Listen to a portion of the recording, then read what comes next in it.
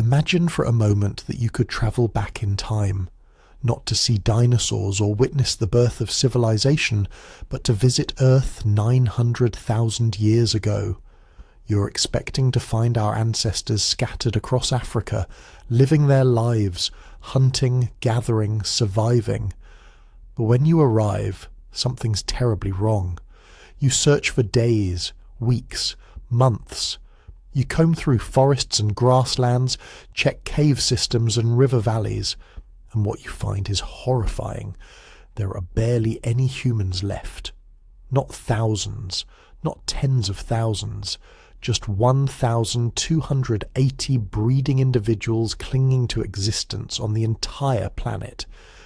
That's fewer people than attend most high school football games, fewer than live in a single apartment building in any major city. The entire future of humanity, everything we would ever become, compressed into a group so small they could all fit inside a modern shopping mall. This isn't science fiction. This actually happened. And nobody knew about it until 2023. Today, over 8 billion humans dominate every corner of Earth. We've conquered mountains, crossed oceans, even walked on the moon. We're the most successful large animal on the planet. But 900,000 years ago, we were on the absolute edge of extinction. One bad drought, one epidemic, one unlucky decade, and you wouldn't be here right now. None of us would be. The species that would eventually build cities and split atoms was reduced to a population smaller than most villages, hanging on by a thread so fragile it seems impossible we survived at all. The discovery came from a team of Chinese scientists led by Wang Jiehu at the Chinese Academy of Sciences. They were running genetic analysis on modern humans, tracking mutations backward through time like reading a molecular history book. Standard evolutionary research. Nothing that should have produced earth-shattering results. Then they saw something in the data that made no sense. Around 900,000 years ago, the genetic signatures just collapsed. It was like watching everyone on Earth suddenly disappear. The mathematical models were screaming that something catastrophic had happened. 98.7% of human ancestors wiped out in what scientists now call the most severe population bottleneck in human evolutionary history. At first, who didn't believe his own results? The numbers were too extreme, because if the calculations were correct, it meant our ancestors were reduced to a breeding population smaller than some endangered species we're desperately trying to save today. He spent years checking and rechecking, running the analysis with different methods, using DNA samples from over 3,000 people worldwide. Every single time, the same horrifying result.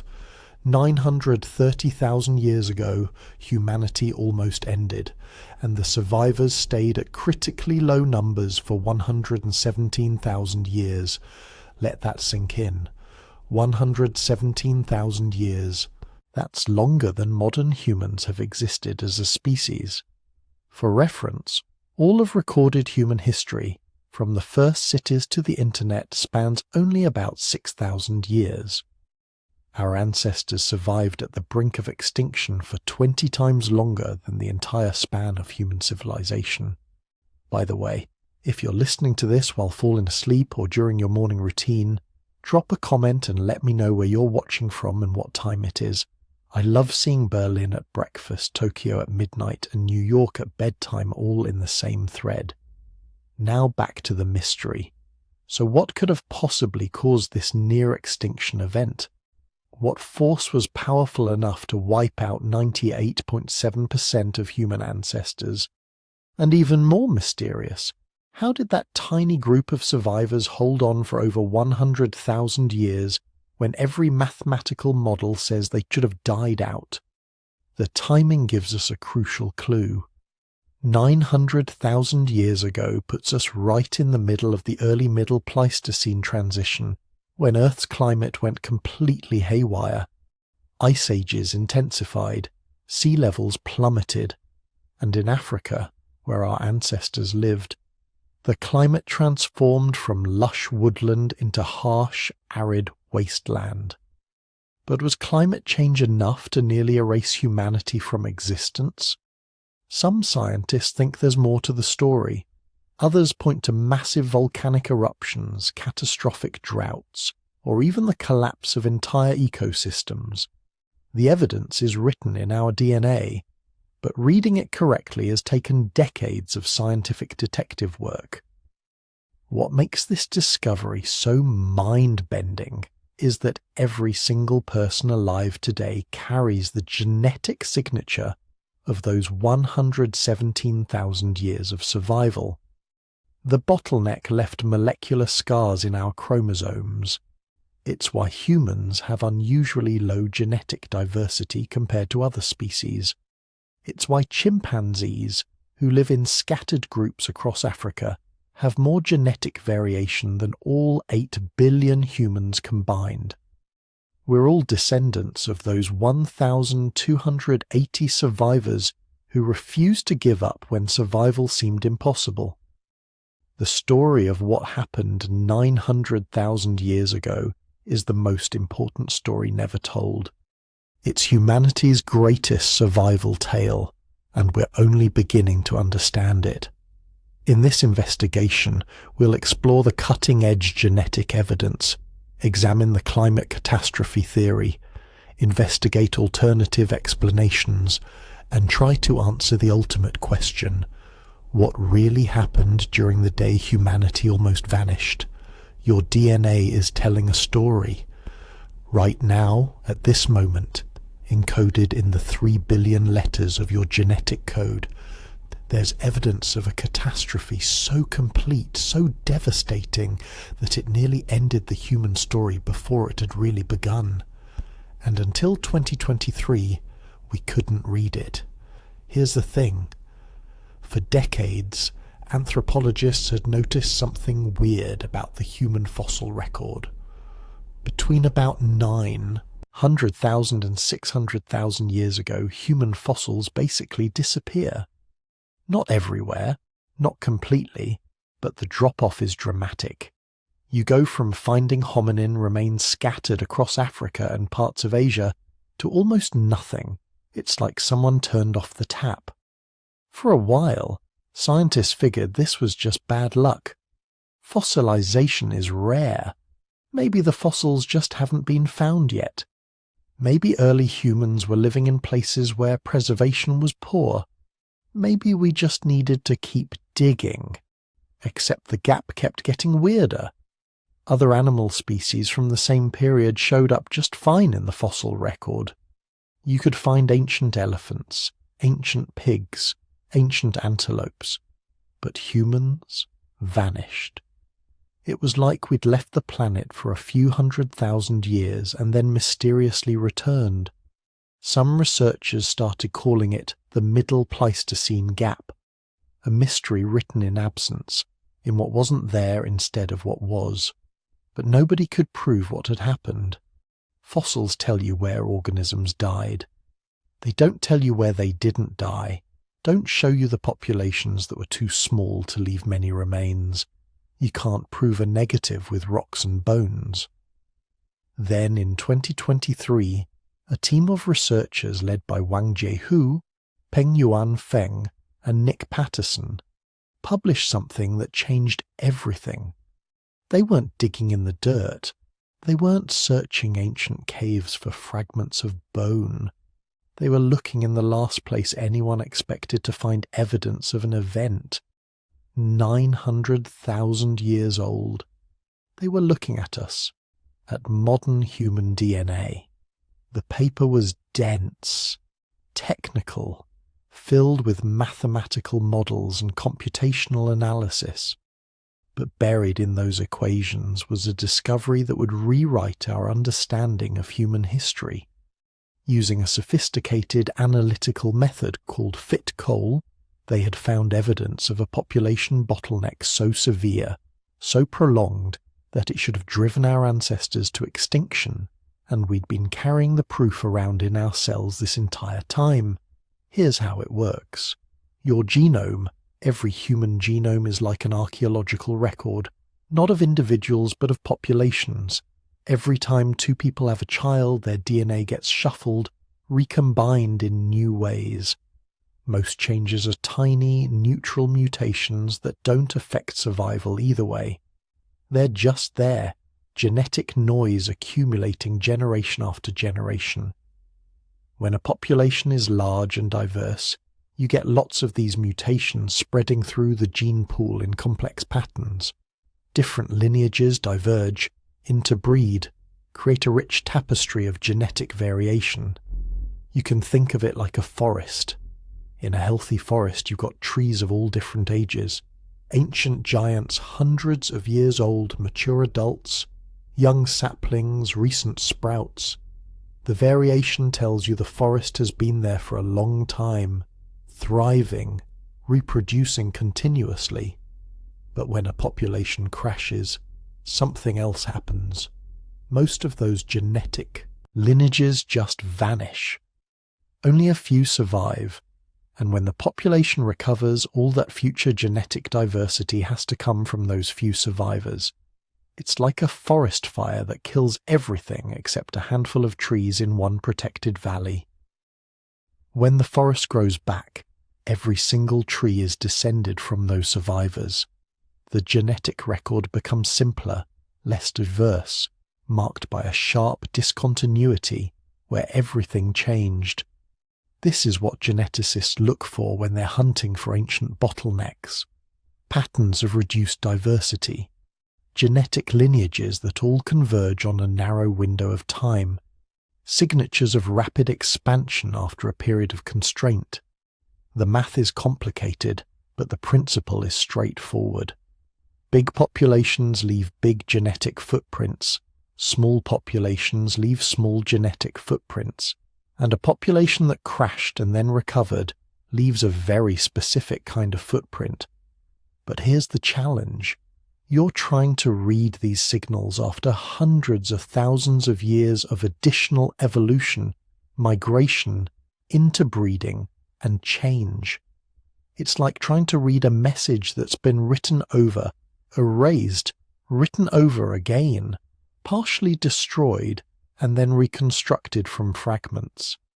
Traditional methods could detect recent bottlenecks, things that happened in the last few tens of thousands of years. But 900,000 years ago, that was beyond the reach of conventional genetic analysis, until fit coal came along. Fit coal is what's called a fast infinitesimal time coalescent process, which is a mouthful, but what it means is this.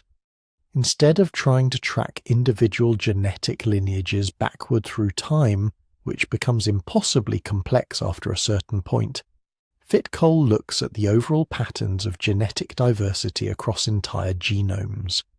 It uses advanced computational modeling to infer what past population sizes would have been necessary to create the patterns of variation we see today.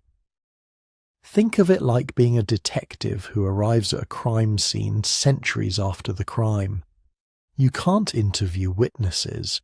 You can't dust for fingerprints. But you can analyze the overall pattern of evidence, the way everything is arranged, and use physics and probability to work backward to what must have happened. Fit coal does that with DNA. It looks at modern genomes and asks, what population history would most likely produce these exact patterns of genetic variation? When Hu and his team applied this methodology to genomic data from over 3,000 modern humans representing diverse populations across Africa, Asia, and Europe, something shocking emerged from the models. Around 930,000 years ago, the effective breeding population of human ancestors began to crash. Not slowly, not gradually, but rapidly. Within just a few thousand years, a species that had numbered somewhere around 98,000 breeding individuals collapsed to just 1,280. Let me be clear about what that number means. 1,280 breeding individuals doesn't mean 1,280 total people. In any population, not everyone is of reproductive age. There are children, elderly people, individuals who don't or can't have children. So the total population might have been closer to 3,000 or 4,000 individuals. But in terms of genetic diversity, in terms of the number of people actually passing genes to the next generation, we're talking about 1,280. For context, that's fewer breeding individuals than the current population of mountain gorillas, fewer than the number of California condors. When conservation biologists see numbers like that in modern species, they classify them as critically endangered. They start planning emergency interventions because populations that small are circling the drain of extinction. And this wasn't a brief crisis. The genetic models showed that this tiny population persisted for approximately 117,000 years.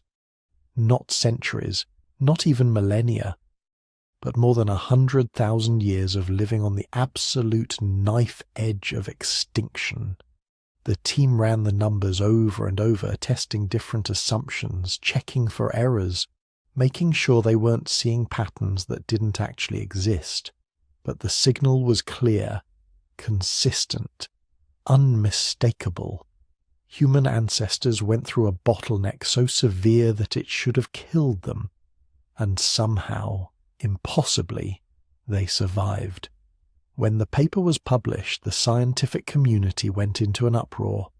Some researchers were skeptical, questioning whether the fit-coal methodology was really sensitive enough to detect events that ancient.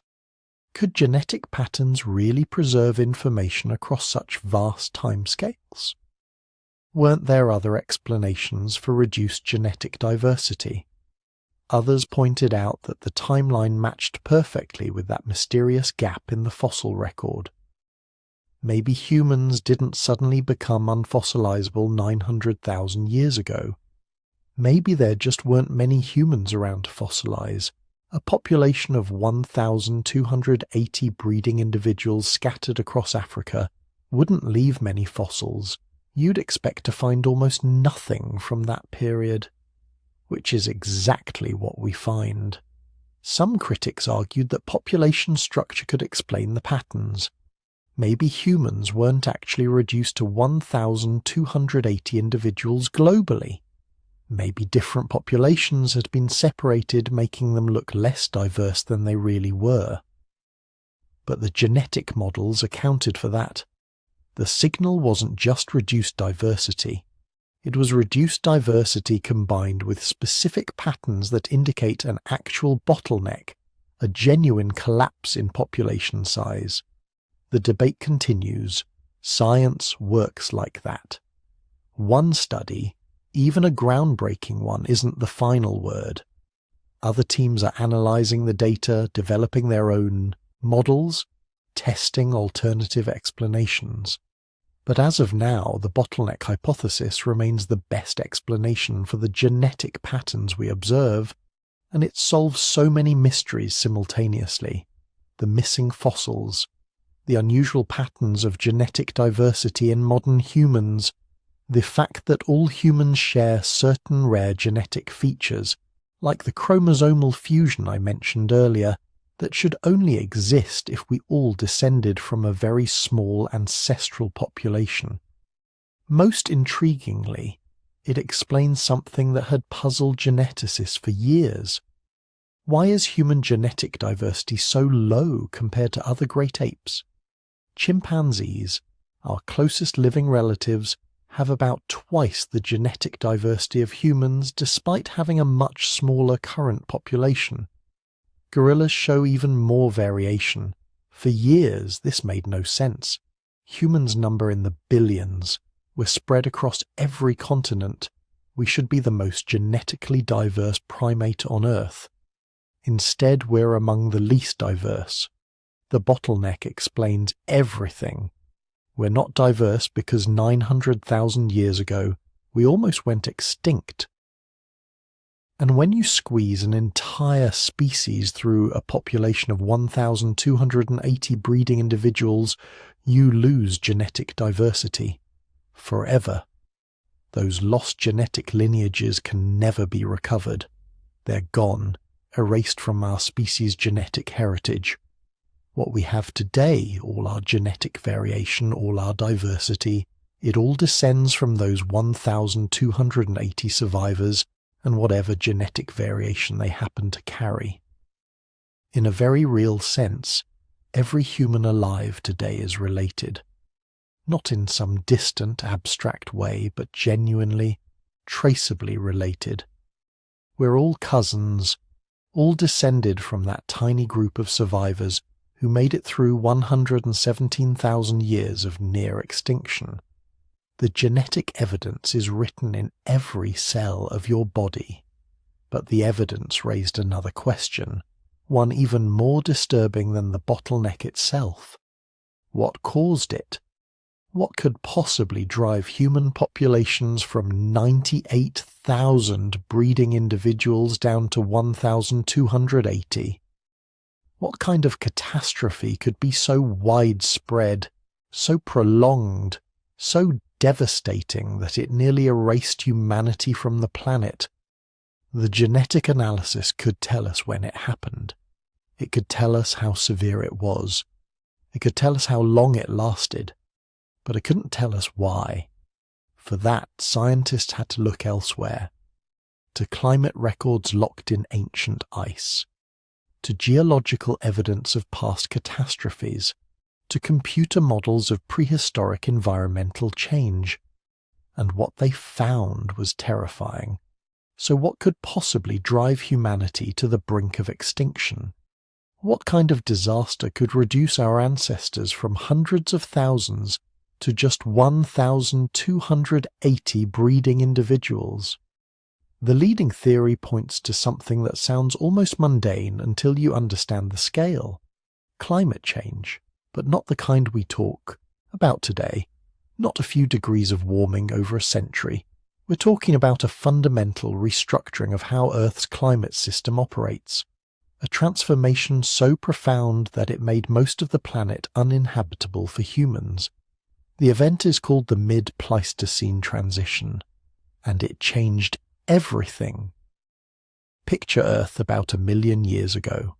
For millions of years before this, the planet had been playing a relatively predictable game. Ice ages would come and go in cycles lasting about 41,000 years.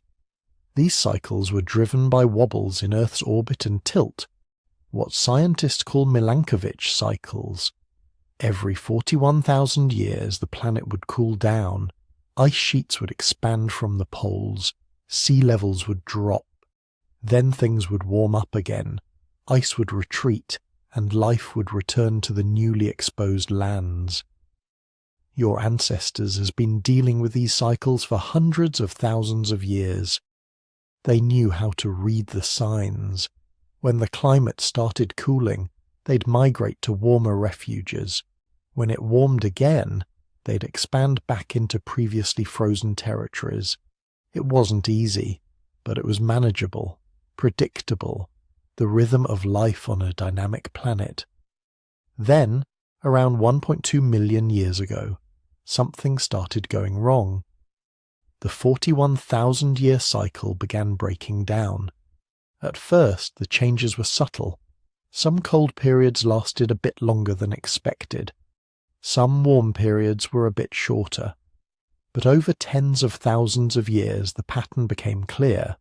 Earth was shifting to a new rhythm, one with cycles lasting not 41,000 years, but 100,000 years. Now you might think, okay, so the cycle got longer. What's the big deal? The big deal is what happens during those extended cycles. Longer cycles mean more extreme conditions. Ice sheets don't just expand. They grow into continent-covering monsters that lock up so much water that sea levels drop by 400 feet. Deserts don't just expand. They swallow entire regions that have been grasslands for millennia. And most importantly, the transitions between stable periods become chaotic, unpredictable, deadly. Between 950,000 and 850,000 years ago, right when our genetic bottleneck was at its worst, Earth was in the middle of this transition. The planet's climate system was basically having a nervous breakdown. The old 41,000-year rhythm was dying, but the new 100,000-year pattern hadn't stabilized yet. What emerged was chaos. Pure, unrelenting environmental chaos. The geological record from this period reads like a horror story. Ice core data from Antarctica shows temperature swings that make modern climate change look gentle. Within a few decades, temperatures drop by 10 or 15 degrees Celsius, then spike back up just as quickly. Rainfall patterns that had been stable for tens of thousands of years collapsed. Rivers that had flowed for millennia dried up. Lakes that had sustained countless generations evaporated into salt flats. And Africa, the cradle of humanity, the continent where our entire species had evolved and lived for millions of years, Africa got hit harder than anywhere else. Here's why. Africa sits astride the equator, and its climate is intimately tied to tropical weather patterns. When the global climate system destabilizes, those tropical patterns go haywire first. The monsoons that brought life-giving rains to East Africa began failing. Not every year, but randomly, unpredictably. One decade might have normal rainfall. The next might have drought so severe that vegetation died back hundreds of miles. Then a few years of normal rain would return, just long enough for ecosystems to start recovering, before another drought hit even harder. The paleoclimate data shows this wasn't gradual. Lake sediment cores from East Africa reveal rapid oscillations between wet and dry periods. Some of these transitions happened within a single human lifetime. Imagine growing up in a world of grasslands and lakes, raising your children in relative abundance, and then watching it all turn to desert before you die. That's what our ancestors experienced over and over again, but it gets worse. Because as the climate destabilized, it didn't just make things drier, it made things unpredictable, and unpredictability is the enemy of survival for any species that depends on learned behavior and cultural knowledge. Your ancestors had spent hundreds of thousands of years accumulating knowledge about their environment. Where to find water during dry seasons, which plants were edible when, where animals migrated, what stone sources produced the best tools. This knowledge was survival. It was passed down through generations, refined through trial and error, carefully maintained by elders who had lived through multiple cycles of drought and plenty. But when the environment starts changing faster than knowledge can adapt, that accumulated wisdom becomes useless. The waterholes your grandparents relied on are dry. The plants your parents taught you to harvest are dead. The animal migrations you learned to track no longer follow the old routes because the grasslands they depended on have turned to desert. And here's the truly terrifying part. It wasn't consistent. Some regions were becoming permanently uninhabitable, yes, but others were fluctuating wildly. A territory that was lush and productive one decade might be desert the next, then grassland again a generation later. This created what ecologists call a landscape trap. Groups that settled in what seemed like good territories would be decimated when conditions suddenly shifted. But groups that kept moving couldn't develop the deep local knowledge needed to exploit resources efficiently. The fossil record shows the ecological collapse in real time. Around 900,000 years ago, numerous large mammal species that had been common across Africa began disappearing from the record, not going extinct entirely but vanishing from vast regions. Their populations were fragmenting, breaking up into small isolated groups clinging to whatever refuges still had food and water. Your ancestors were experiencing exactly the same thing. The archaeological evidence shows a dramatic decline in the number of stone tool sites from this period. Places where humans had lived for tens of thousands of years were abandoned. Not temporarily, not seasonally, but permanently. The people were gone. Those who remained were compressed into an ever-shrinking number of viable territories, and this created a cascading crisis that went beyond just finding food and water.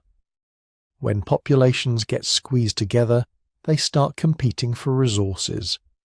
Groups that had coexisted peacefully when times were good turned on each other when resources became scarce. Territory that could support 10 groups in good times might barely support 2 during drought. The genetic evidence suggests something even more disturbing. Analysis of human genetic diversity from this period shows signs of not just population decline, but population fragmentation followed by collapse. Small groups were getting cut off from each other as the habitable zones shrank and fragmented. Some of these isolated groups would have died out completely when local conditions deteriorated. Others might have survived for generations in tiny refuges before succumbing to disease, inbreeding, or simple bad luck. The mathematical models are brutal when you run population simulations based on the climate data from this period. They show exactly what the genetic evidence suggests.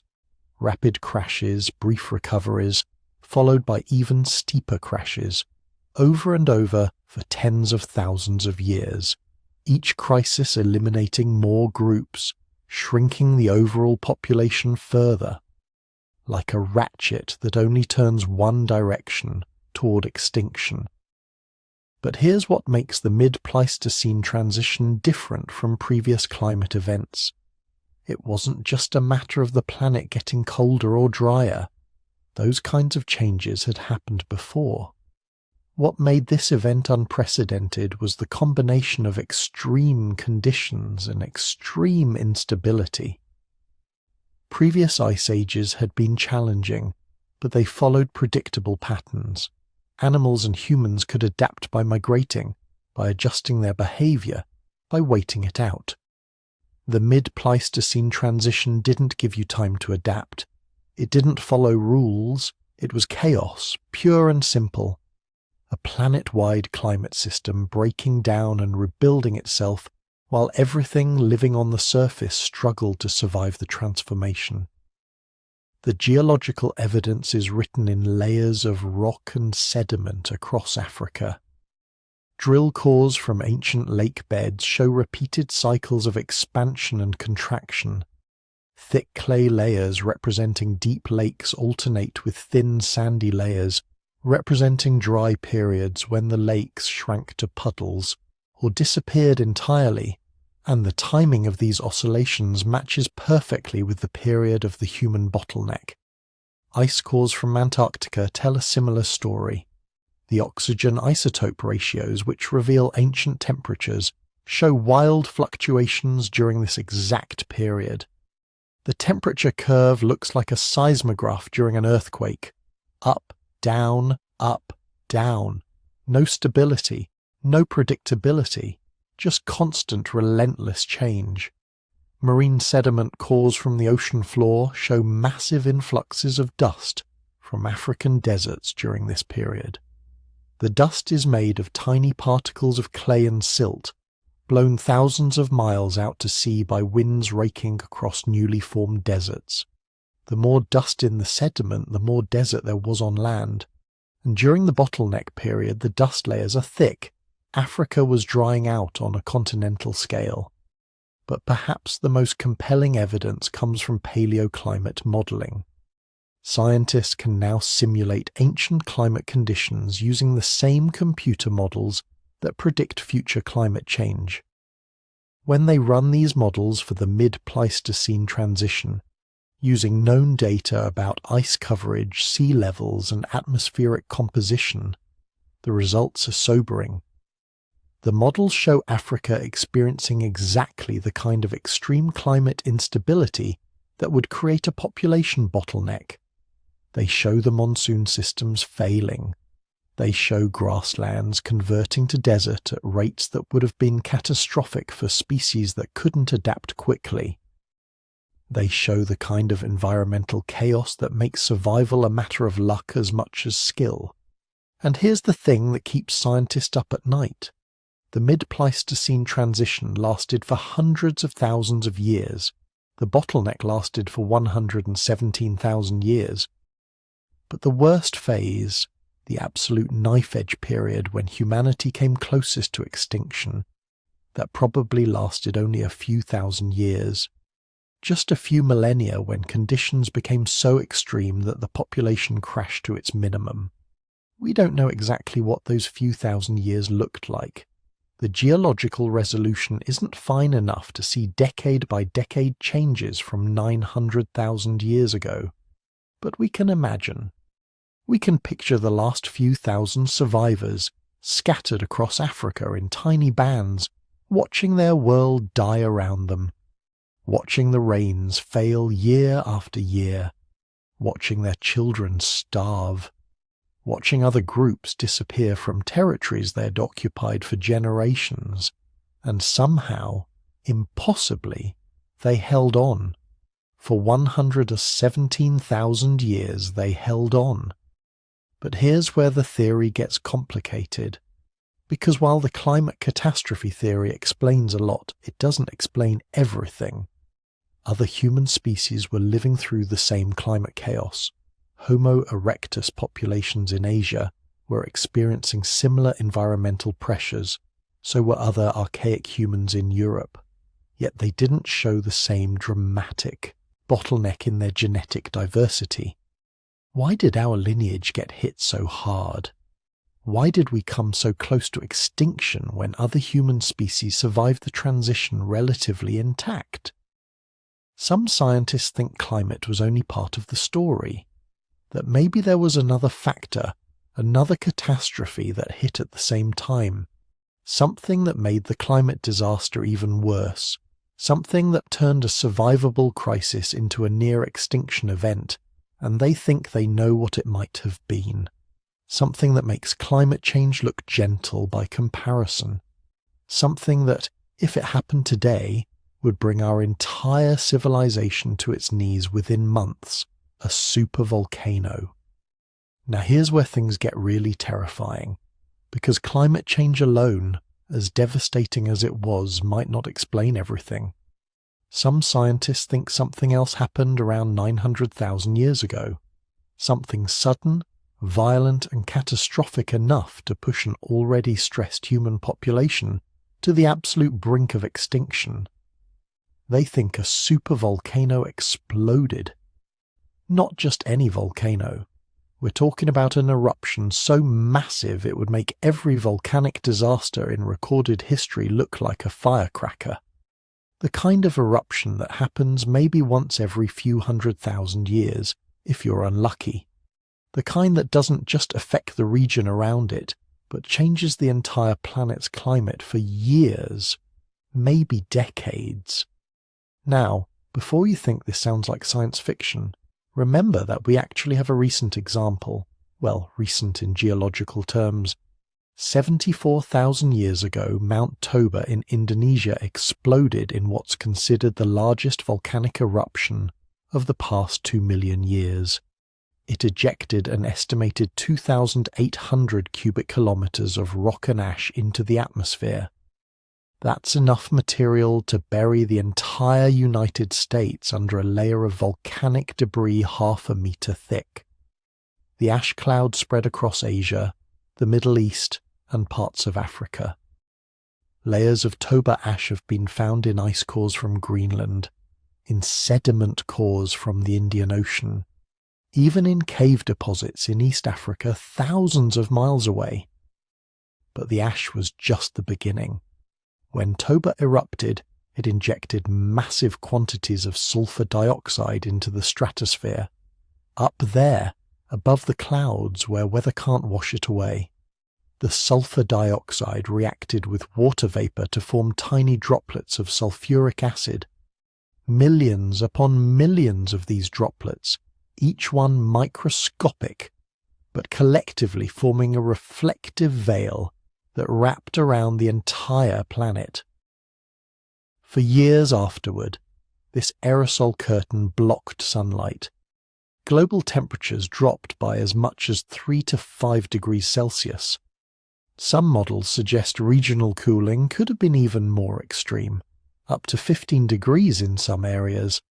The Indian monsoon, which billions of people depend on today, essentially shut down for years. Growing seasons shortened dramatically, plants died, animals starved, and humans, already dealing with the normal challenges of Ice Age survival, suddenly found themselves in what volcanologists call a volcanic winter. Some researchers believe Toba nearly wiped out humanity. The genetic evidence of a severe bottleneck around that time fits the timeline, though this theory is controversial and hotly debated because the dates don't perfectly align with all the archaeological evidence. But here's the thing. If Toba, erupting 74,000 years ago, could nearly destroy modern humans who had sophisticated tools, language, and complex social networks, what would an equivalent eruption have done to our ancestors 900,000 years ago?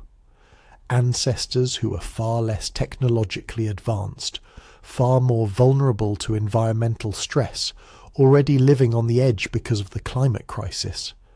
The answer might be, it would have been apocalyptic. So did it happen? Did a massive volcanic eruption trigger or amplify the population crash 900,000 years ago? That's where things get complicated, because unlike Toba, which happened recently enough that we can trace its ash layers and study its effects in detail, evidence from 900,000 years ago is much harder to find. Rock layers get compressed, eroded, covered by newer deposits. Ash layers that might have been distinctive when fresh become mixed with other sediments. The signature of ancient eruptions fades with time, but it doesn't disappear completely. Geologists have techniques for detecting ancient volcanic activity. They can analyze ice cores from Antarctica, where volcanic sulfates from major eruptions get trapped in annual layers of snow. They can examine deep-sea sediment cores, where ash from massive eruptions settles onto the ocean floor and gets preserved for millions of years. They can study volcanic calderas, the massive collapsed craters left behind when supervolcanoes empty their magma chambers, and date the rock layers to determine when the eruptions occurred. And when they look at the period around 900,000 years ago, they find something interesting. Not one smoking gun, but multiple signs of significant volcanic activity. There's evidence of major eruptions in Indonesia, where the Toba caldera would later form. There are traces of massive volcanic events in East Africa, right in the backyard of our human ancestors. There are sulfate spikes in ice cores that suggest significant stratospheric injections of volcanic aerosols. None of these individually reaches the scale of Toba. But here's what keeps some researchers up at night. What if there wasn't just one super eruption? What if multiple large volcanic events happened within a relatively short time span, say a few thousand years?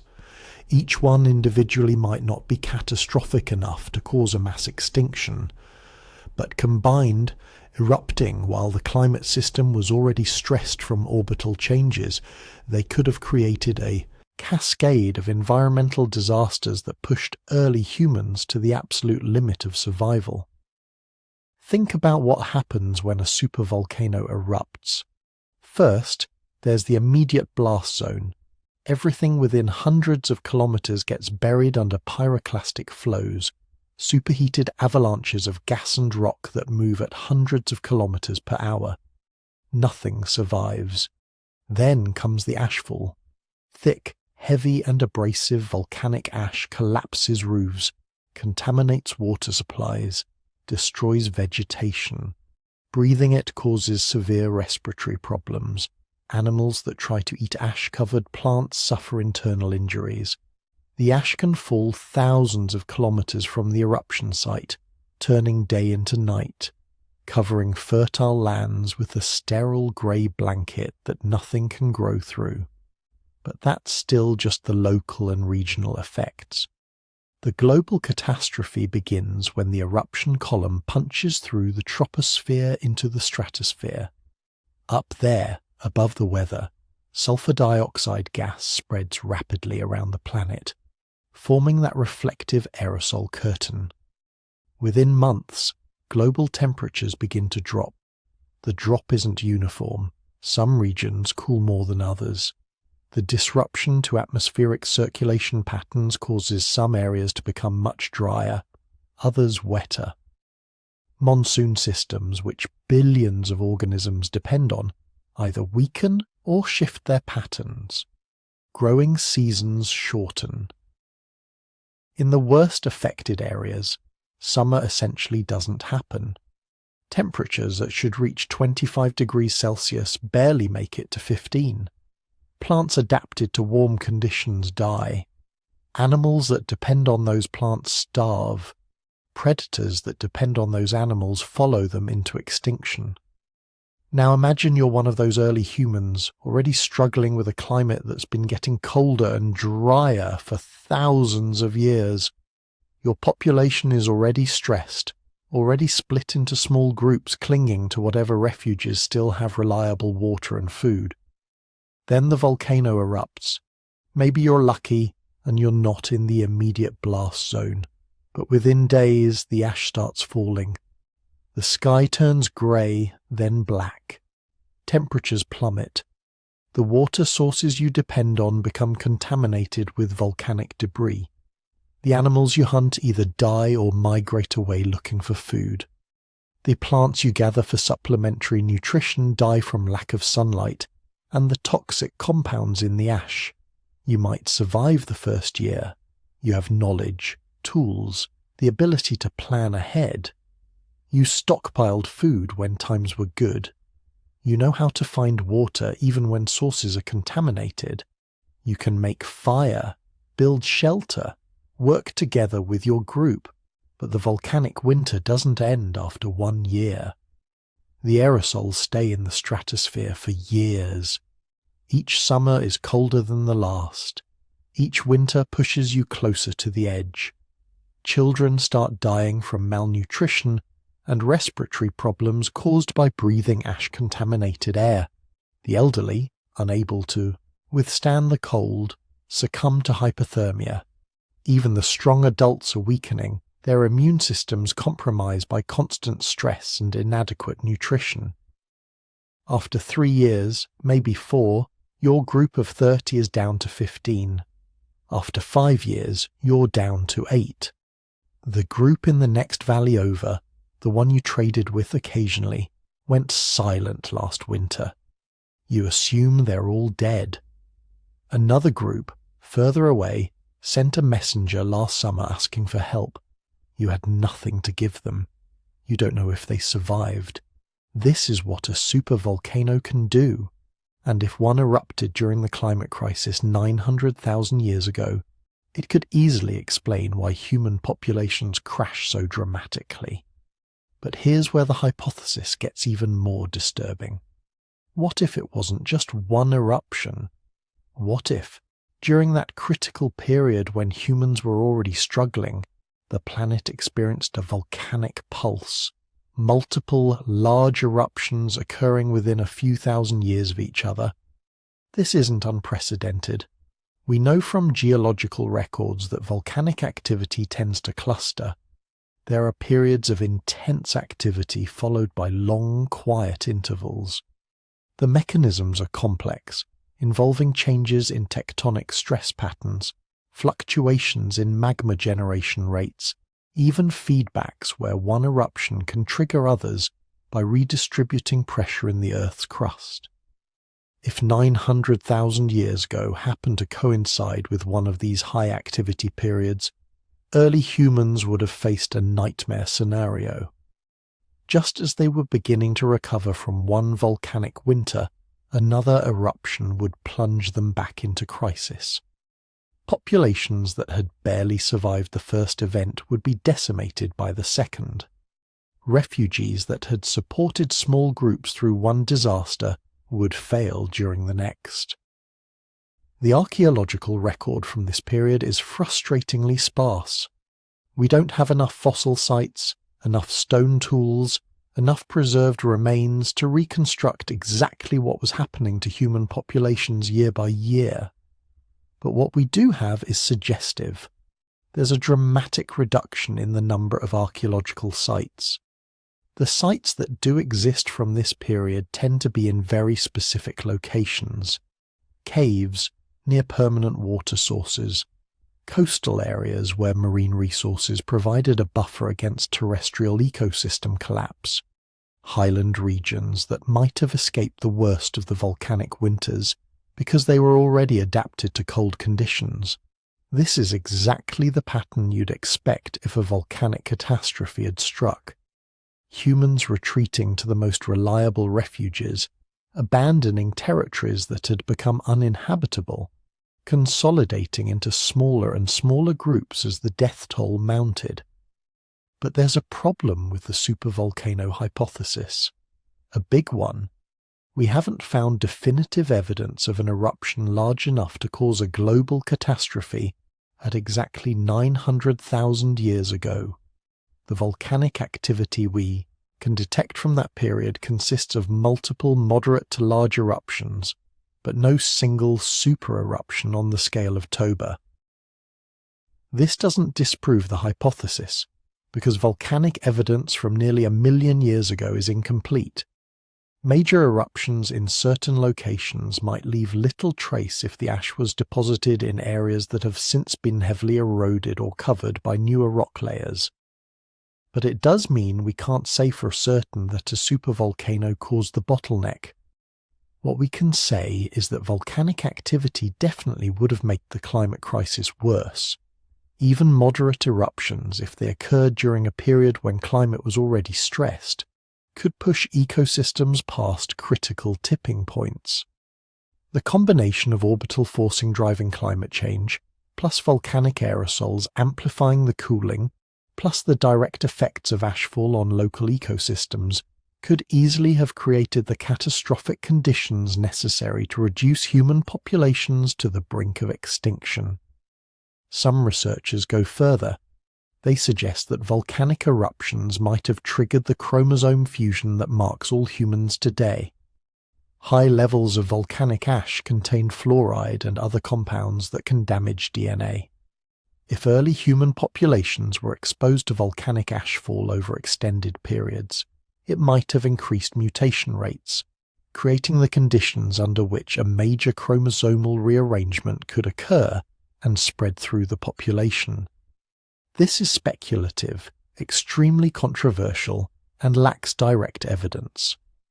But it's the kind of creative thinking that emerges when scientists try to explain how a single genetic change swept through the entire human species at exactly the same time we were undergoing a catastrophic population collapse.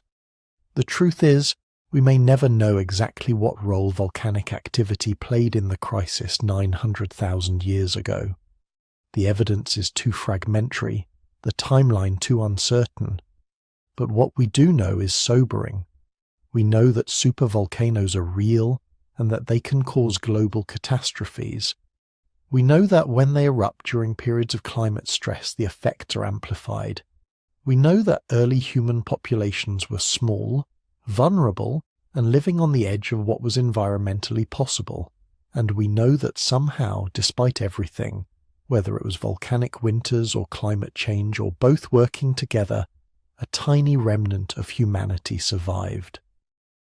1,280 individuals who refused to die, who found a way to endure when endurance seemed impossible. But where were they? What allowed these specific populations to survive when so many others perished? So here's the question that keeps anthropologists awake at night. Where exactly did humanity hide during those 117,000 years of near extinction? Because here's what we know. 1,280 breeding individuals scattered across an entire continent. That's roughly the population of a small village trying to survive in an area the size of Africa. And not the lush, diverse Africa we know today. We're talking about Africa during one of the worst climate disasters in planetary history. Most of it was uninhabitable. Vast stretches of desert where nothing could survive. Dried up lake beds that had once teemed with life. Rivers that had stopped flowing decades earlier. Grasslands that had turned to dust. So where could you hide? Where were the refuges that kept humanity alive when almost everywhere else meant death? The answer lies in understanding what living things absolutely need to survive. Water first. Always water. You can go weeks without food if you have to, but 3 days without water and you're done. So whatever refugees sustained our ancestors, they had to have reliable water sources.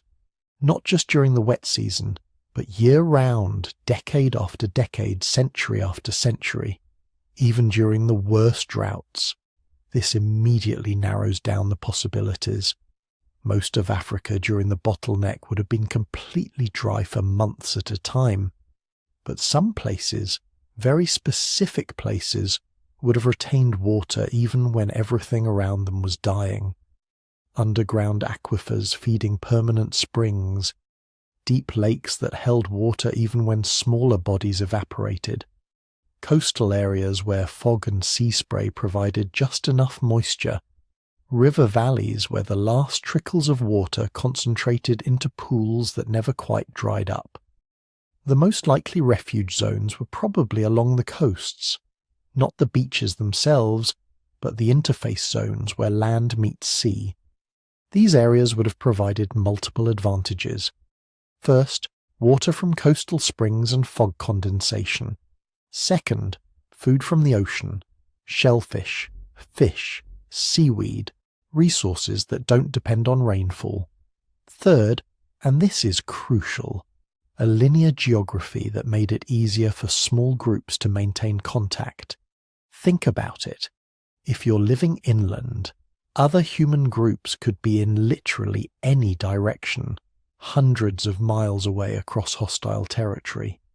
But if you're living along a coastline, you know that other groups, if they exist, are either north or south along the same shore. You can send scouts in just 2 directions instead of 360. You can follow the coastline and eventually find others. The geography itself creates connection. Archaeological evidence, sparse as it is, supports this coastal refuge hypothesis. Some of the oldest sites that show continuous human occupation through the Bottleneck period are located near ancient coastlines. Caves along what is now the South African coast show evidence of shellfish consumption, going back hundreds of thousands of years. These weren't just occasional snacks. These were systematic exploitation of marine resources, people living generation after generation in the same locations because those locations provided reliable food and water when everything else had failed. But coasts weren't the only refuges. Deep in the interior of Africa, there were isolated pockets of habitability, highland regions where elevation created localized rainfall, volcanic areas where geothermal springs provided permanent water, and most intriguingly, massive cave systems that offered shelter from temperature extremes and protection from predators. These cave refuges would have been more than just camping spots. They would have been multi-generational homes. Archaeological evidence from various African caves shows layers of occupation stretching across millennia. The same caves used over and over, sometimes continuously, sometimes with gaps where populations disappeared and then returned decades or centuries later. These gaps in the archaeological record, they're not just missing data. They're evidence of the desperate game of population whack-a-mole, that was playing out during the Bottleneck. Groups occupying a cave for generations, then vanishing when conditions became too harsh. Then other groups, or survivors from the same group, recolonizing the same cave when conditions improved. River valleys were another critical refuge type. Even during severe droughts, major rivers maintained some flow, fed by distant rainfall in their headwaters. Along these rivers, narrow ribbons of greenery would have persisted, oases of life in an otherwise dead landscape. Our ancestors would have clung to these river valleys like lifelines. Archaeological sites from the Bottleneck period cluster along ancient river courses, places where the Nile, the Congo, the Zambezi, and countless smaller rivers created corridors of survival through the wasteland. But here's where the survival story gets psychologically intense. Imagine being part of one of these refuge populations. Your entire world is maybe 50 square miles of habitable territory. Beyond that, in every direction, death. You've never travelled more than a few days from your birthplace because there's nowhere to go. Everyone you know is related to you. Your spouse is probably your cousin. Your children will marry their cousins. There's literally nobody else. The psychological pressure must have been immense. Humans are social creatures. We're adapted to live in communities of 100 and 200 individuals with regular contact with other groups. But during the Bottleneck, typical group sizes were probably 20-30 people. That's it. That's your entire social world. Everyone you'll ever meet. Everyone you'll ever talk to. Everyone you'll ever depend on. And the social dynamics would have been brutally unforgiving. In a group of 25 people, you can't afford conflict. You can't have feuds that split the community. You can't have someone decide to leave and take half the group with them because you'd both fall below viable population size. Whatever personal problems arose, whatever personality clashes, whatever jealousies and resentments, they had to be managed. Cooperation wasn't optional, it was absolute necessity. This created incredible selection pressure for social intelligence. The individuals who survived and reproduced during the Bottleneck weren't necessarily the strongest or fastest. They were the ones who could maintain social harmony, who could resolve conflicts before they escalated, who could suppress their own impulses for the good of the group, who could cooperate even when cooperation was difficult. The genetic consequences of this isolation were equally dramatic. In population genetics, there's a concept called inbreeding depression. When populations get too small and isolated, close relatives start breeding with each other, and harmful recessive genes get expressed more frequently. Birth defects increase. Genetic diseases become more common. Fertility drops. The population enters a death spiral.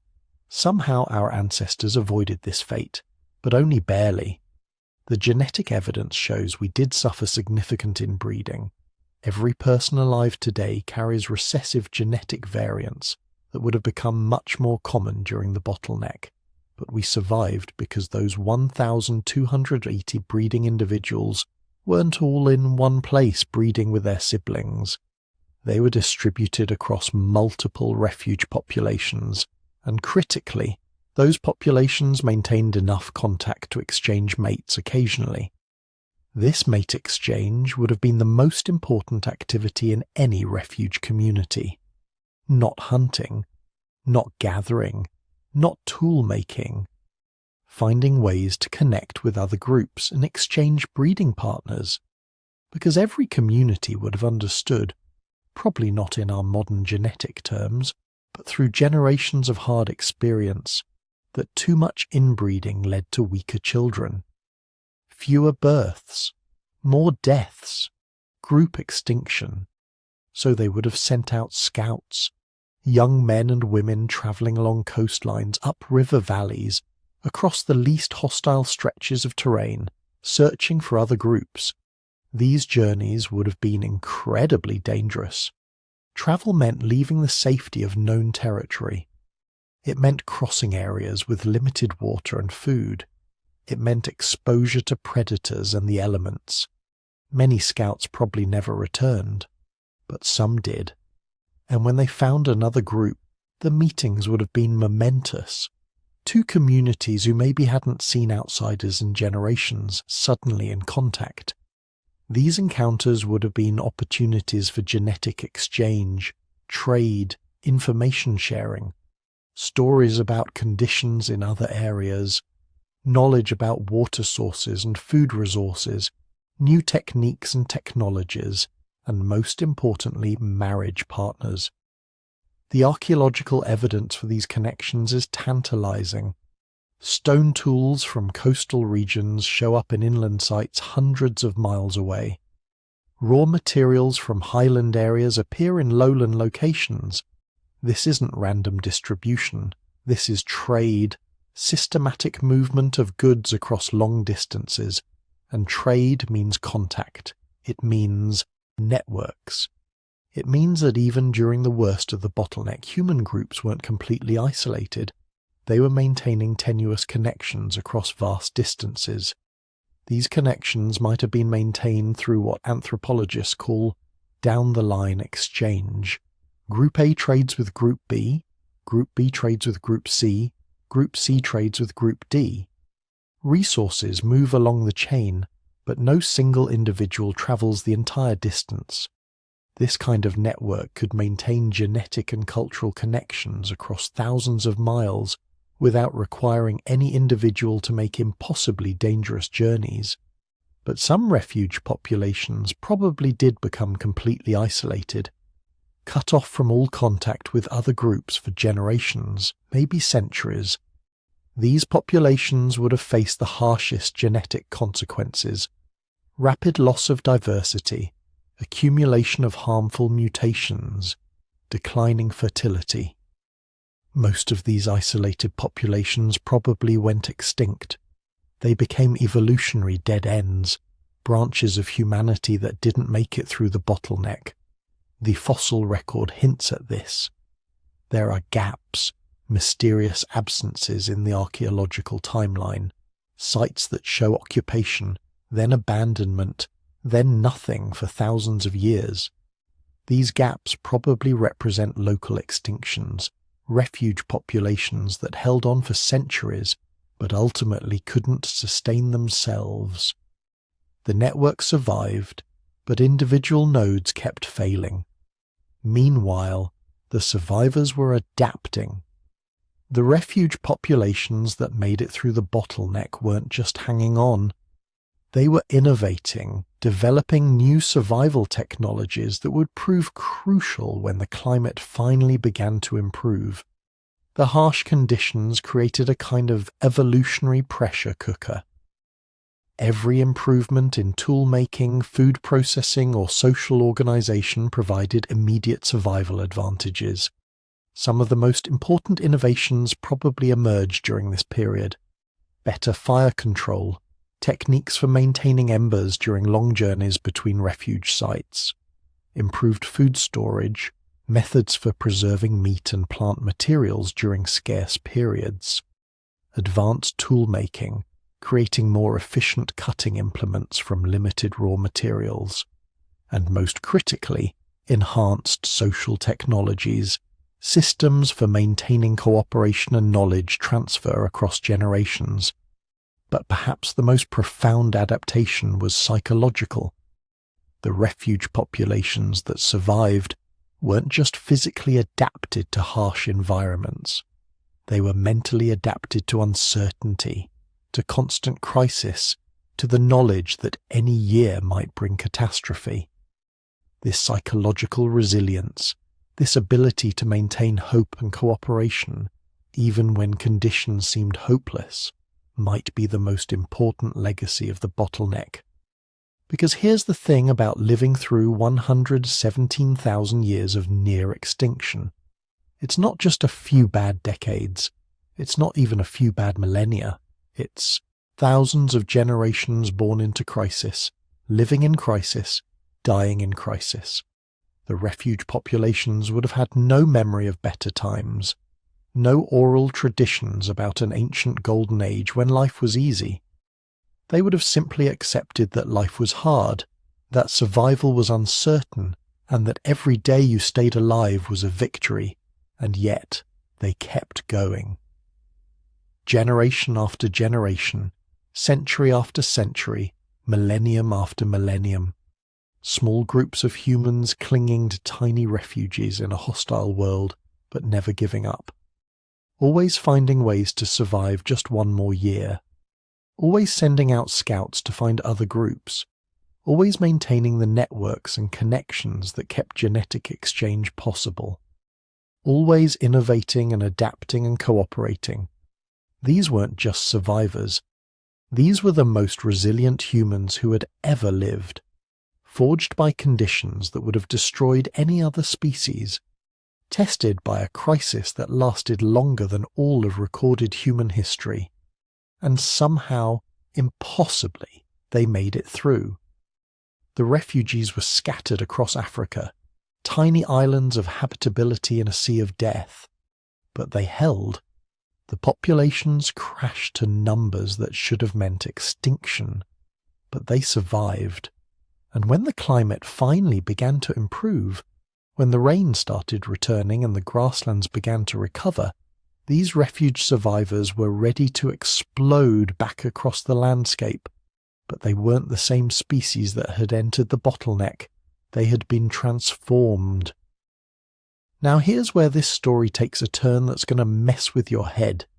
Because everything we've talked about so far, the climate catastrophe, the population crash, 1,280 people clinging to survival in scattered refugees across Africa, all of it sounds like an absolute disaster.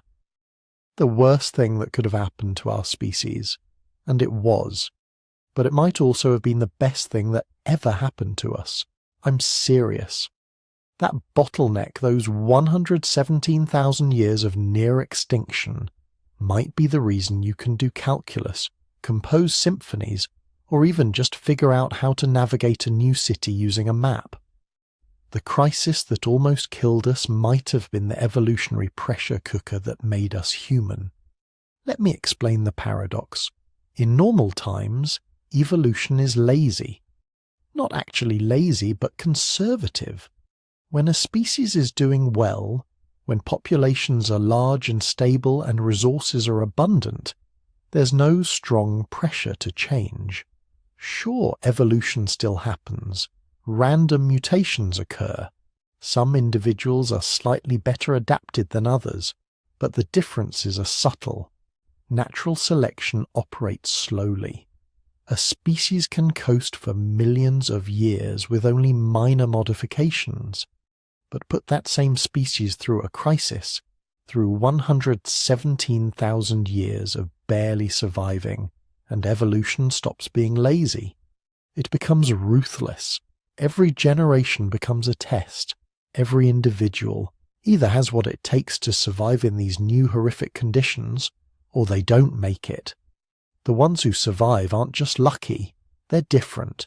They have some combination of traits, genetic, behavioral, cognitive, that gives them an edge when death is hunting everyone. And here's the crucial part. In a small population going through an extended crisis, beneficial mutations can spread incredibly fast. Put a useful new gene variant in a population of millions, and it might take 50,000 years to become common. Put that same variant in a population of 1,280, where everyone's related within a few generations, and it can sweep through the entire species in just a few thousand years. The genetic evidence suggests this is exactly what happened to us. When scientists analyze the human genome, looking for genes that show signs of strong positive selection, meaning they spread rapidly because they provided major advantages, they keep finding the same pattern. These genes show evidence of selection starting right around, wait for it, 900,000 years ago. right when the bottleneck began. Let's talk about what was actually being selected for. First, brain development. Now, human brains had been getting bigger for millions of years before the bottleneck. Our Australopithecine ancestors, the ones walking around 3 million years ago, had brains about the size of modern chimpanzees, maybe 400 cubic centimeters. By the time Homo erectus showed up 2 million years ago, brains had grown to about 900 cubic centimeters. Bigger, but still only about 2/3 the size of a modern human brain. The really dramatic changes came later, and specifically they came during and after the bottleneck period. By 800,000 years ago, right as populations were beginning to recover, average brain size in human ancestors had jumped to around 1,100 cubic centimeters. By 500,000 years ago, we're seeing specimens with brains in the 1,200 to 1,400 range. Modern human size. This isn't gradual change, this is evolution in fast forward.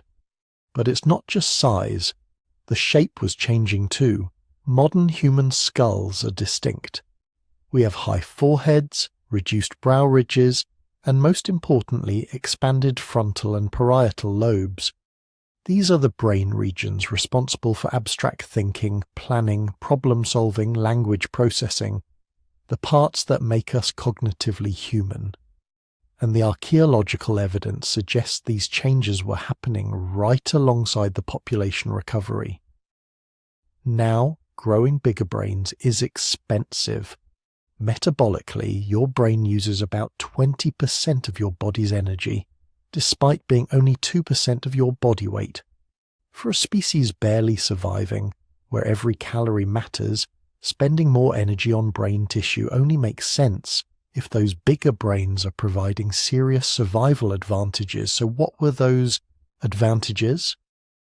Intelligence, obviously, but let's be more specific. During the bottleneck, the humans who survived would have been the ones who could solve problems their ancestors never faced. Finding water sources in landscapes that had been dry for generations, identifying new edible plants when traditional food sources disappeared, developing new hunting techniques for animals they'd never encountered before. Every one of these challenges rewards cognitive flexibility, the ability to observe, reason, innovate, and remember. The ones who could do this, who could look at an unfamiliar problem and figure out a solution, they lived long enough to have children. The ones who couldn't, didn't. For 117,000 years, this selection pressure never let up. Generation after generation, the smartest, most innovative, most cognitively flexible individuals had a survival edge. And gradually, the entire species shifted toward higher intelligence. But intelligence alone wouldn't have been enough. You can be the smartest human in your refuge, but if you can't convince others to cooperate with your plans, if you can't form alliances, if you can't maintain relationships across your small scattered population, you're not going to make it. This is where social intelligence comes in, and the genetic evidence suggests it was under equally intense selection. Humans are weird compared to other primates. We can cooperate with strangers. We can form stable alliances with people we're not related to. We can maintain relationships with dozens, even hundreds of individuals simultaneously. We have complex emotions that seem specifically designed to facilitate cooperation. Guilt, shame, empathy, moral outrage. These aren't luxuries, these are survival tools. And they were being refined during the bottleneck. Think about those meta-population networks we discussed. Small groups scattered across Africa, connected by kinship and trade. For those networks to function, individuals needed to be able to trust each other across distances and time. If you give me food today when you have surplus and I'm starving, I need to remember that debt and repay it next year when our situations are reversed. This requires sophisticated social cognition, mental accounting, moral reasoning, reputation management. The populations that developed these abilities, that could maintain cooperation even under stress, they survived. The ones that descended into conflict and distrust when resources got scarce, they didn't. Natural selection was building a foundation for the complex societies we see today, not consciously, not purposefully, but inevitably. Cooperation was survival. Antisocial behavior was death. And then there's language. This is the big one, the adaptation that might have mattered more than anything else. Because language isn't just communication, it's knowledge transfer, it's cultural evolution, it's the ability to teach your children everything you learned without them having to rediscover it through trial and error. And in a crisis, that's the difference between survival and extinction. Now, we don't know exactly when human language evolved. Some researchers think it goes back 2 million years, developing gradually alongside increasing brain size. Others argue for a more recent origin, maybe 500,000 years ago, associated with specific genetic changes. But there's growing evidence that something crucial happened to human language capabilities right around the Bottleneck period. The gene FOXP2 is involved in language processing and speech production. Mutations in this gene cause severe language disorders. When researchers traced the evolutionary history of FOXP2, they found something fascinating. The modern human version of this gene shows evidence of strong positive selection starting approximately 800,000 years ago, right when populations were recovering from the bottleneck, right when the scattered human groups would have needed sophisticated communication more than ever. Imagine you're living in one of those refuges. Your survival depends on knowledge. Where to find water during the dry season, which plants are edible and which will kill you, how to track game animals across different terrains, how to predict weather patterns, how to make and maintain tools. This information is life and death, and you need to pass it to your children with perfect accuracy. Gestures and simple vocalizations might work for basic concepts, but complex, detailed, abstract information, for that you need real language, grammar, syntax, the ability to describe things that aren't immediately present, to talk about past events and future possibilities, to convey hypothetical scenarios. The groups that developed this capability could accumulate and transmit knowledge across generations. The groups that didn't, couldn't. And in a survival situation, knowledge is everything. Over thousands of generations, selection would favor any genetic variant that improved language ability, better vocal control, enhanced auditory processing, improved memory for linguistic information, faster language acquisition in children. The genetic changes would be small, subtle, but cumulative. And in a bottleneck population where everyone's related, they could spread fast.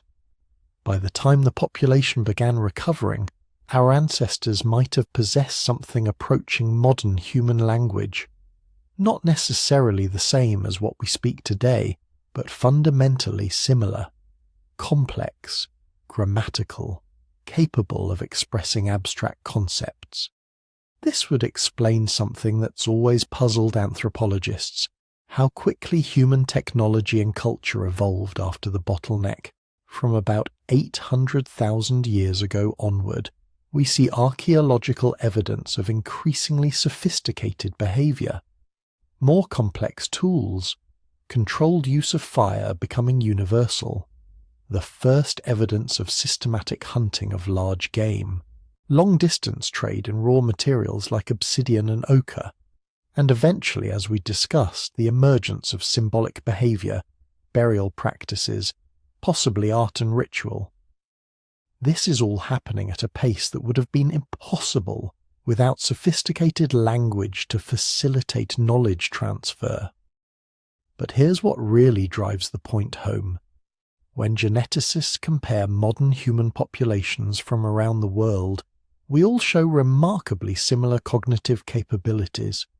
Sure, cultures differ, languages differ, but the underlying cognitive hardware, our capacity for abstract reasoning, for language, for innovation, it's universal. Every human population on Earth shares these abilities.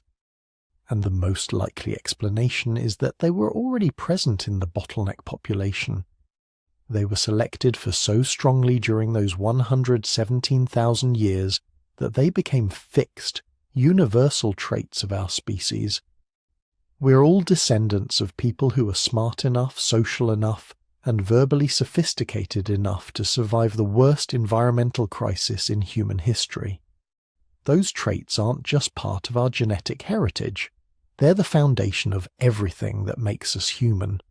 Of course, not everyone agrees with this interpretation. Some scientists argue that what we call behavioral modernity, the full package of cognitive abilities that define modern humans, didn't emerge until much later, maybe 300,000 years ago in Africa, possibly as recently as 70,000 years ago. They point to the archaeological record, which doesn't show clear evidence of symbolic behavior until long after the bottleneck. Where's the art? Where are the complex tools? Where's the proof that these people were cognitively modern? It's a fair question, and the honest answer is, we don't know for sure. Cognitive abilities don't fossilize. We can only infer them from indirect evidence. Maybe the bottleneck population had the cognitive hardware for modern behavior, but hadn't yet developed the cultural software to express it. Maybe the harsh conditions prevented them from creating art and elaborate tools even though they were capable of it. Or maybe the critics are right, and modern cognition emerged later through different evolutionary pressures. But the genetic evidence keeps pointing back to the bottleneck period. Those genes under strong selection, those neural adaptations, the timing lines up too perfectly to be coincidence. Something fundamental changed in human evolution during those 117,000 years. We went in as one kind of hominin and came out as something different, something that would eventually become capable of building civilizations, creating art and music, developing science and philosophy. Which brings us to the ultimate question, the one that keeps researchers up at night. Would we be who we are today without this near-extinction event? If the climate hadn't crashed 900,000 years ago, if populations had remained large and stable, would we have evolved the same cognitive abilities? Or would we still be making simple tools and living in small bands, barely different from our ancestors 1,000,000 years earlier? Nobody knows. You can't rerun evolution to see what would have happened. But the timing, the genetic evidence, the archaeological record, it all suggests that the bottleneck was transformative. That sometimes, when everything goes wrong, when a species is pushed to the absolute brink of extinction, the survivors emerge not just different, but better adapted, more capable, more resilient. We are who we are in part because our ancestors nearly died out. Because they survived conditions that should have killed them, because natural selection had 117,000 years to refine and perfect the traits that made survival possible. Our intelligence, our social sophistication, our capacity for language and innovation, these might all be gifts from the bottleneck, evolutionary adaptations forged in the crucible of near extinction. Every time you solve a problem, learn a new skill, or cooperate with someone to achieve a goal neither of you could accomplish alone, you're using abilities that were shaped by that ancient crisis. You're the product of the survivors. All of us are. and that changes everything about how we understand ourselves. But if the bottleneck made us human, it also made us vulnerable in ways we're only beginning to understand. But wait. Before we accept this entire narrative as settled fact, we need to talk about something crucial. The story I've just told you, the one about 1,280 breeding individuals surviving 117,000 years of climate hell, it's not universally accepted. Not even close. In fact, some of the smartest population geneticists in the world think it's fundamentally wrong. And they have really good reasons for their skepticism. Because here's the thing about scientific research. Every study depends on models, assumptions, mathematical frameworks that try to reduce the messy complexity of reality into something we can actually calculate. And when those assumptions change, the entire story can change with them. The Fit Coal study that first identified the ancient bottleneck, it used a specific model of population genetics called the pairwise sequentially Markovian coalescent model. That's a mouthful, but basically it assumes human populations mixed randomly, that genetic mutations accumulated at steady rates, and that we can work backward from modern DNA to reconstruct ancient population sizes. But what if those assumptions are wrong? What if the reality was messier, more complicated, more interesting than any mathematical model can capture? Let's start with the most serious challenge to the bottleneck theory, the structured population hypothesis.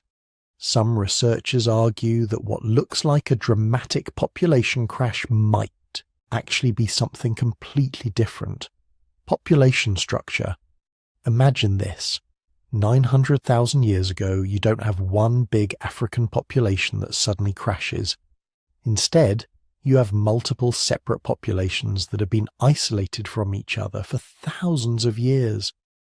Maybe one group lives in the forests of Central Africa, another in the grasslands of East Africa, a third in the southern tip of the continent.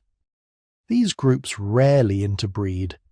They're separated by hundreds of miles, by geographic barriers, by different environments that select for different adaptations.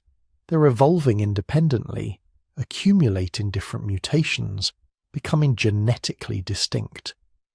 Now, when geneticists today analyze DNA from all modern humans, they're seeing the combined signature of all these ancient populations, but their models assume random mixing, one big population where everyone had an equal chance of breeding with everyone else. When you force that assumption onto data that actually comes from multiple isolated groups, something weird happens. The math interprets the isolation as a population crash. It sees the reduced genetic diversity between groups and concludes there must have been fewer people. But really there were plenty of people. They just weren't mixing.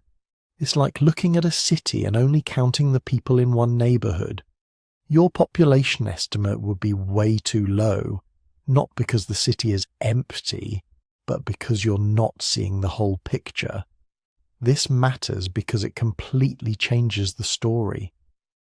If humans were living in structured populations, there was no bottleneck, no near extinction event, no 117,000 years of desperate survival.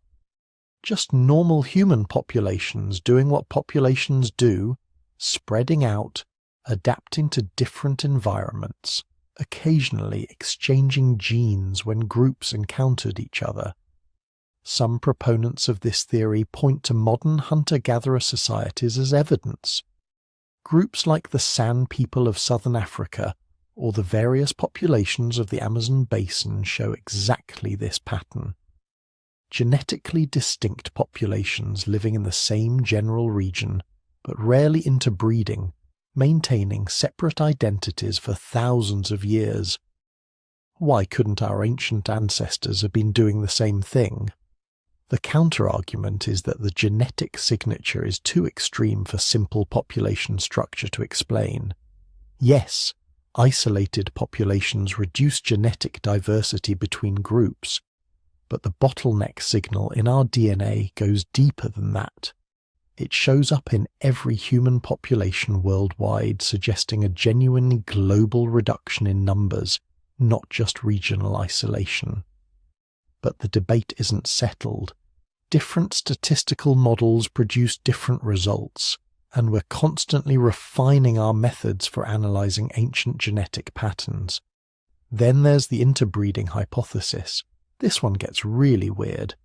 What if the apparent bottleneck isn't about human population size at all, but about mixing with other hominin species? Remember, 900,000 years ago, Africa wasn't just home to our direct ancestors.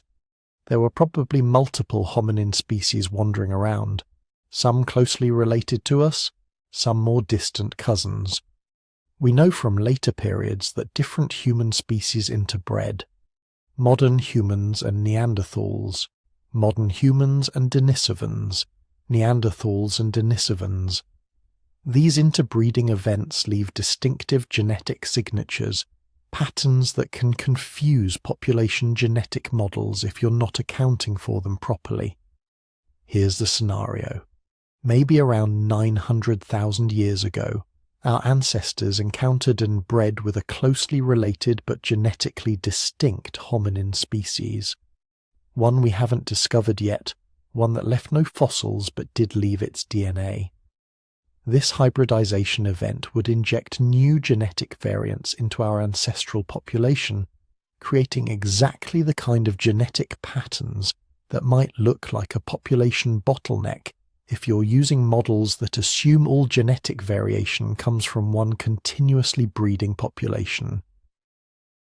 The reduced diversity, the long-shared chromosomal segments, the signatures of ancient selection, they could all be artifacts of hybridization rather than evidence of near extinction. Sound far-fetched? Maybe. But we keep discovering new evidence of ancient interbreeding events we never suspected. In 2019, researchers found genetic evidence that an unknown ghost lineage of hominins contributed DNA to modern West African populations. In 2021, another study identified signatures of interbreeding between Neanderthals and a mysterious archaic human population in Europe. Every few years, someone finds another hidden chapter of human prehistory written in genetic data. Why couldn't there be another one right around 900,000 years ago, scrambling our interpretation of the evidence? Now let's talk about disease, because there's one scenario that could explain a rapid, severe population crash without requiring any climate catastrophe or volcanic eruption. A pandemic. Picture this.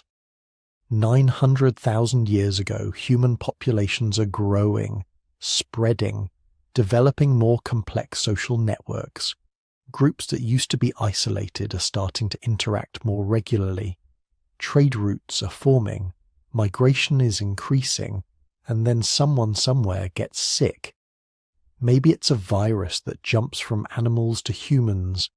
Maybe it's a bacterial infection that mutates into something more virulent. Whatever it is, it spreads fast, faster than our ancestors have ever encountered. Without modern medicine, without even basic understanding of disease transmission, early humans would have been helpless against a sufficiently deadly pathogen. The Black Death killed somewhere between 30 and 60% of Europe's population in just a few years. Smallpox decimated Native American populations when Europeans arrived, killing up to 90% in some regions. HIV has killed over 35 million people worldwide despite all our modern medical technology. Now imagine a pandemic hitting a small, scattered human population with no immunity, no medical knowledge, no way to develop treatments. It could absolutely crash population numbers to near extinction levels. and it would happen fast within just a few generations, matching the timeline suggested by the genetic data. The problem with the pandemic theory is that diseases don't usually leave clear genetic signatures the way population bottlenecks do. Yes, some genetic variants that provided disease resistance would be selected for, but tracking those signatures 900,000 years later is extraordinarily difficult. Genes that helped survive ancient diseases might have been selected out later, or might be mixed up with genes that were selected for completely different reasons. We'd need to find direct evidence of ancient pathogens, maybe in fossilized remains, but the preservation of microscopic organisms over nearly 1 million years is next to impossible. Still, some researchers think they've found suggestive evidence. Certain genes involved in immune function show signatures of very ancient selection pressures dating to roughly the right time period. Could these be remnants of a pandemic our ancestors barely survived? Maybe. But correlation isn't causation, and immune genes are under constant selection pressure from multiple sources. It's hard to isolate any single disease event from the background noise of continuous pathogen evolution. Then there are the extraterrestrial factors, and before you roll your eyes, this isn't ancient aliens territory. This is legitimate planetary science. Earth gets hit by asteroids. Not Hollywood apocalypse level impacts, but significant strikes that can cause regional or even global climate effects. Around 790,000 years ago, there's geological evidence of a significant impact event. The Australasian tektite field, a massive scatter of impact glass covering roughly 10% of Earth's surface, was created by an asteroid impact. We haven't found the crater yet, probably because it's buried under ice in Antarctica or submerged in deep ocean. But the impact debris is undeniable. The timing is tantalizing. Right in the middle of the proposed bottleneck period, an impact large enough to scatter debris across Asia and Australia would have been powerful enough to affect global climate. Dust and aerosols injected into the atmosphere. Possible cooling effects lasting years or decades. Regional devastation in the impact zone. Could this have been the trigger or at least a major contributing factor to the human population crash? Some researchers think so. They argue we've been too focused on volcanic and climate causes, ignoring the possibility that an extraterrestrial impact could have been the catalyst that pushed human populations to the edge. But again, the evidence is circumstantial. The tektite field proves an impact happened, but proving it caused human population decline is much harder.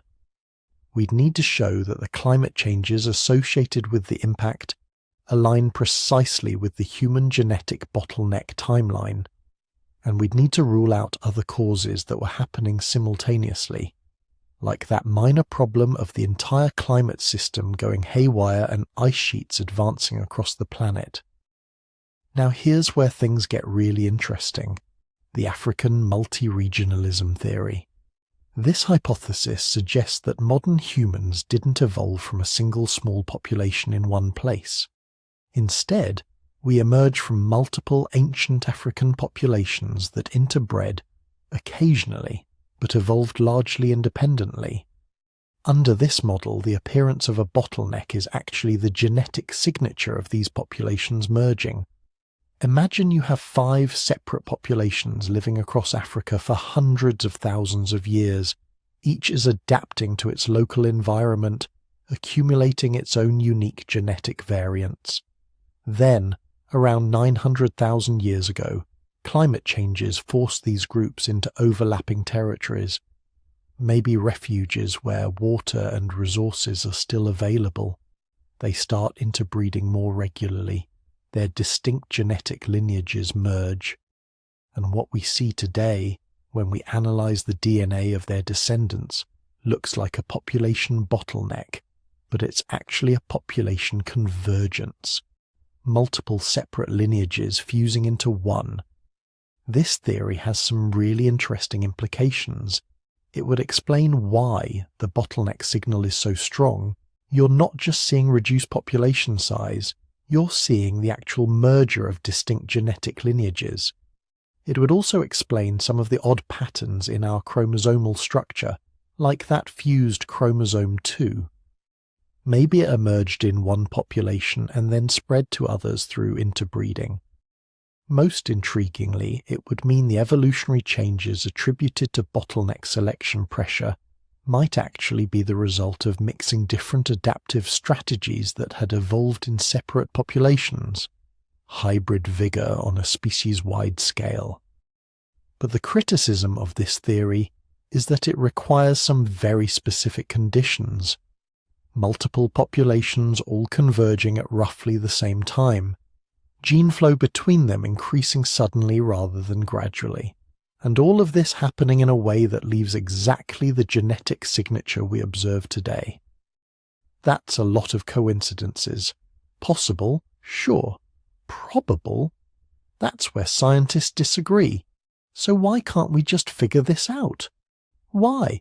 With all our modern technology and sophisticated genetic analysis, are we still debating what happened 900,000 years ago? The answer is frustrating but honest, because we're trying to reconstruct events from indirect evidence. It's like trying to figure out what happened at a party by examining a few photographs taken the next morning. You can make educated guesses, you can build plausible scenarios, but you can't be certain. Every genetic model requires assumptions about mutation rates which might not be constant, assumptions about population structure, which was probably more complex than any model captures, assumptions about selective pressures which we can only infer indirectly. Change any of these assumptions and the conclusions change too. Different research teams use different models, different data sets, different statistical approaches, and unsurprisingly they reach different conclusions. Some studies support the bottleneck hypothesis strongly. Others find the evidence unconvincing. Still others propose modified versions that incorporate elements of multiple theories. This isn't scientific failure. This is science working exactly as it should. Multiple hypotheses competing, each being tested against the evidence, the field gradually converging on better and better explanations. What's becoming clear is that the truth is probably more complicated than any single theory captures. Maybe there was a population crash, but it was driven by multiple factors simultaneously. Climate change plus disease plus population structure plus occasional interbreeding with other hominins. Maybe different human populations experience different severity of crisis, some crashing to near extinction while others remained relatively stable. Maybe the recovery involved both population growth and convergence of previously separate groups. The honest answer is we don't know for certain, not yet.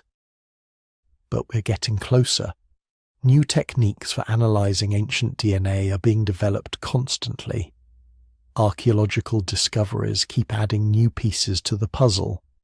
Climate science is refining our understanding of what Earth was like during this critical period. In another decade, we might have answers that seem conclusive, or we might have even more complicated questions. That's the beautiful frustration of studying human origins. Every answer reveals new mysteries. Every solution creates new puzzles to solve. But here's what we can say with confidence.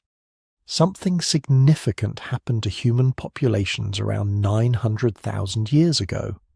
Whether it was a dramatic crash, a structured dispersal, a merger of separate populations, or something we haven't even thought of yet, it left an indelible mark on our DNA.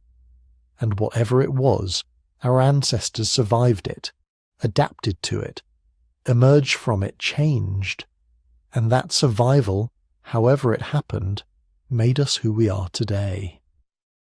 Around 813,000 years ago, after 117,000 years of living on the edge of oblivion, something remarkable happened.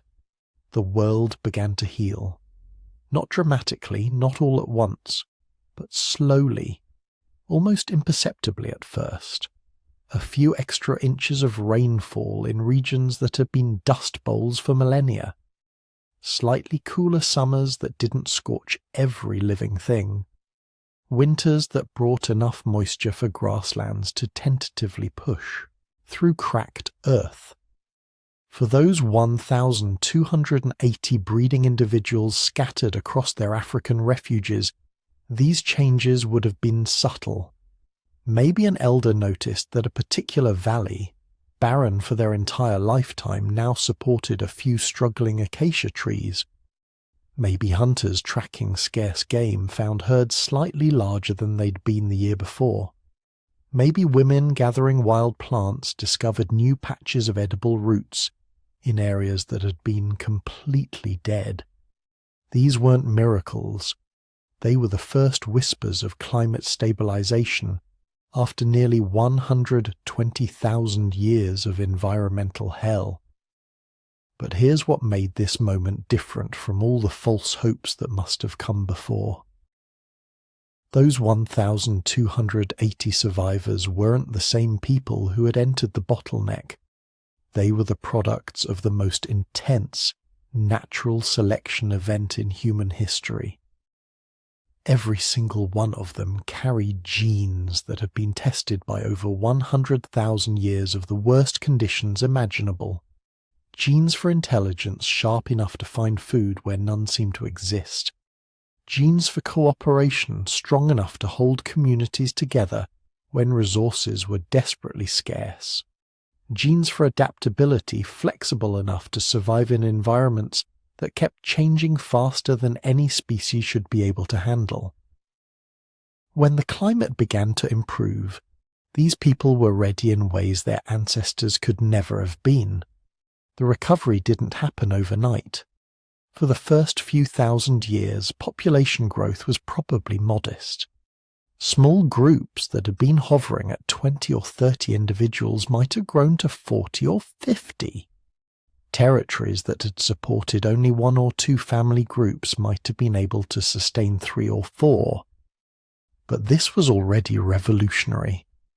For 117,000 years, the human population had essentially flatlined, caught in a desperate equilibrium where deaths matched births and survival was the only achievement. Now, for the first time in thousands of generations, there were more births than deaths. Not every year, not in every group, but often enough that the overall population trend finally pointed upward instead of hovering just above extinction. The archaeological record from this period shows something fascinating. Stone tool technologies begin to diversify and spread across much wider geographic ranges. Before the recovery, different human groups had probably been too isolated to share innovations effectively. But as populations grew and territories expanded, contact between groups became more frequent. A clever tool design developed in one valley could spread to neighboring regions within a few generations. Knowledge was flowing again, not just accumulating in isolated pockets. By around 800,000 years ago, the human population had probably reached tens of thousands.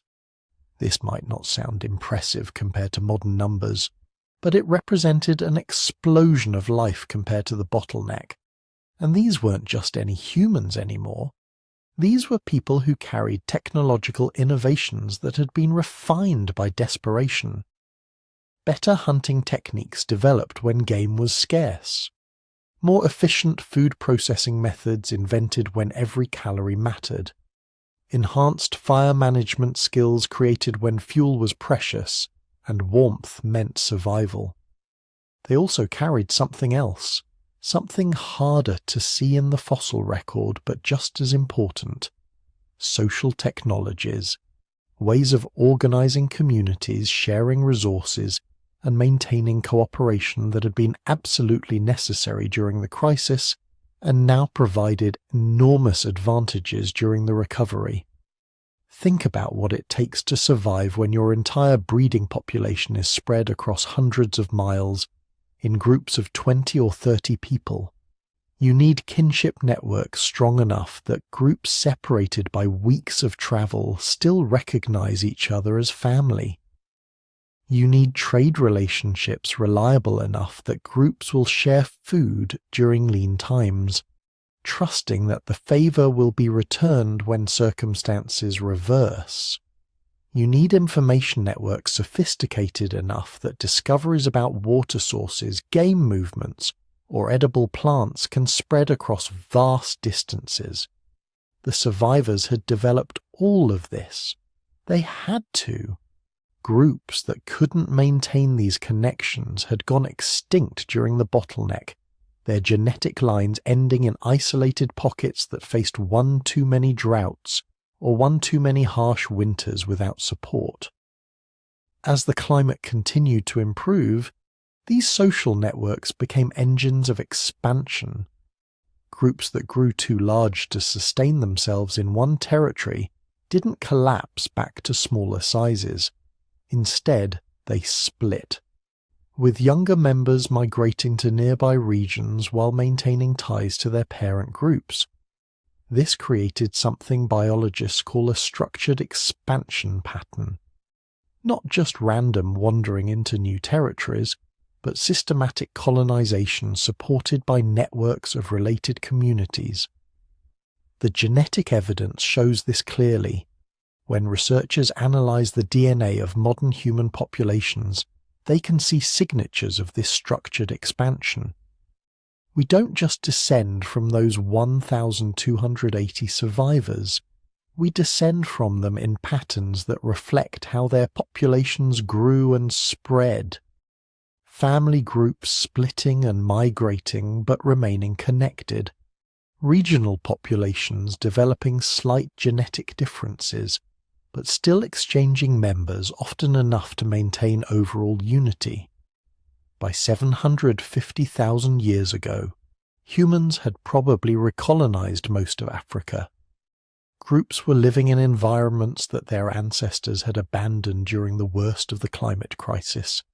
Savannas that had been uninhabitable deserts, river valleys that had been dry gullies, forests that had contracted to tiny refuges and were now expanding again across thousands of square miles, and everywhere they went they brought their survival toolkit, the technologies, the social structures, the genetic adaptations selected for during 117,000 years of near extinction. They weren't just filling empty spaces. They were transforming them, adapting them, making them more suitable for human habitation in ways that previous human species hadn't managed. The population growth accelerated. Tens of thousands became hundreds of thousands. Better nutrition from recovering ecosystems meant healthier children, more of whom survived to adulthood. More surviving children meant larger communities. Larger communities meant more successful hunts, more hands for gathering, more knowledge to share. This created what scientists call a positive feedback loop. Success breeding more success, growth enabling more growth. But the really explosive expansion was yet to come. Around 600,000 to 500,000 years ago, something unprecedented happened. The descendants of the bottleneck survivors began splitting into distinct populations that would eventually become separate species. Modern humans, Neanderthals, and Denisovans, all emerging from that single population of climate-tested survivors. This wasn't extinction. This was radiation. One species exploding into three, each adapted to different environments and challenges, all carrying the genetic signature of the bottleneck, the fused chromosome, the reduced genetic diversity, the neural adaptations that had made survival possible. Some populations pushed north and west, eventually colonizing Europe and adapting to Ice Age conditions.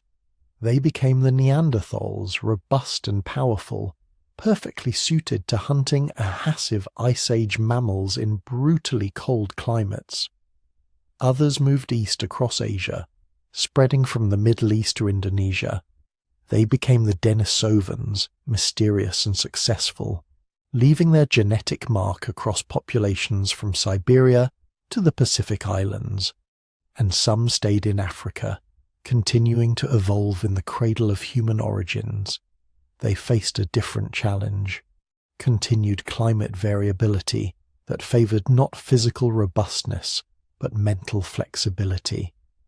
The ability to innovate quickly when conditions changed, to develop new technologies in response to new problems, to think symbolically, abstractly, creatively. These were our direct ancestors, Homo sapiens, and by about 300,000 years ago, we had emerged as a distinct species, carrying all the survival advantages selected for during the bottleneck and adding our own unique adaptations on top. But here's what's truly remarkable. All three human species, despite diverging into separate evolutionary paths, remained connected through their common bottleneck ancestry. When modern humans finally left Africa around 60,000 years ago, we encountered Neanderthals in the Middle East and Europe. We met Denisovans in Asia, and we didn't just compete with them, we interbred with them. The genetic evidence is undeniable. Modern humans outside Africa carry 1–2% Neanderthal DNA. Some Asian populations carry significant Denisovan ancestry. Pacific Islanders carry both.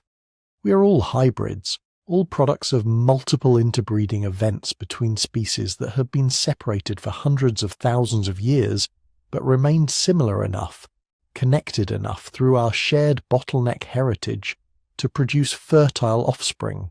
This tells us something profound about that population of 1,280 survivors. They weren't just the ancestors of modern humans, they were the ancestors of all human diversity for the next 800,000 years. Every innovation, every adaptation, every survival strategy developed by Neanderthals, Denisovans, and modern humans, all of it emerged from that tiny population that refused to give up during 117,000 years of climate hell.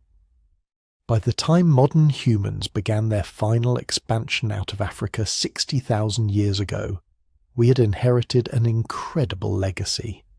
The intelligence refined during the bottleneck, the cooperation selected for when community survival was everything, the adaptability necessary to thrive in environments that kept changing, plus the additional innovations developed by hundreds of thousands of years of continued evolution. We swept across the planet. Within 50,000 years, modern humans had colonized every continent except Antarctica. We adapted to tropical rainforests and Arctic tundra, scorching deserts and misty mountain highlands. We crossed oceans, climbed the highest mountains, penetrated the deepest forests. Nothing stopped us. The population numbers tell the story. Around 60,000 years ago, when the final out-of-Africa migration began, there might have been 10,000 modern humans total. By 10,000 years ago, when agriculture was being invented, we numbered in the millions. By 2,000 years ago, perhaps 300 million. Today, 8 billion. From 1,280 to 8 billion. From the edge of extinction to planetary dominance, every single person alive today, regardless of where they live or what they look like, carries genes that survived that bottleneck 900,000 years ago. Genes selected by the most intense natural selection event in our species' history. Genes that encoded not just survival, but the capacity to thrive, to innovate, to overcome any obstacle. We are all descendants of the survivors, all products of that desperate 117,000-year struggle. All evidence that sometimes when everything goes catastrophically wrong, a small group of determined individuals can be tough enough, smart enough, and cooperative enough to not just endure, but to eventually flourish beyond anything imaginable. But this raises a final, haunting question. If we came so close to extinction once, could it happen again? So here's where this ancient story stops being just about the past and starts being about right now, about you, about me, about every single person watching this. Because that near extinction event 900,000 years ago, it's not just some fascinating piece of evolutionary trivia. It's a warning, a guidebook, and maybe, just maybe, a reason for hope all wrapped into one terrifying package. Let's start with the uncomfortable part.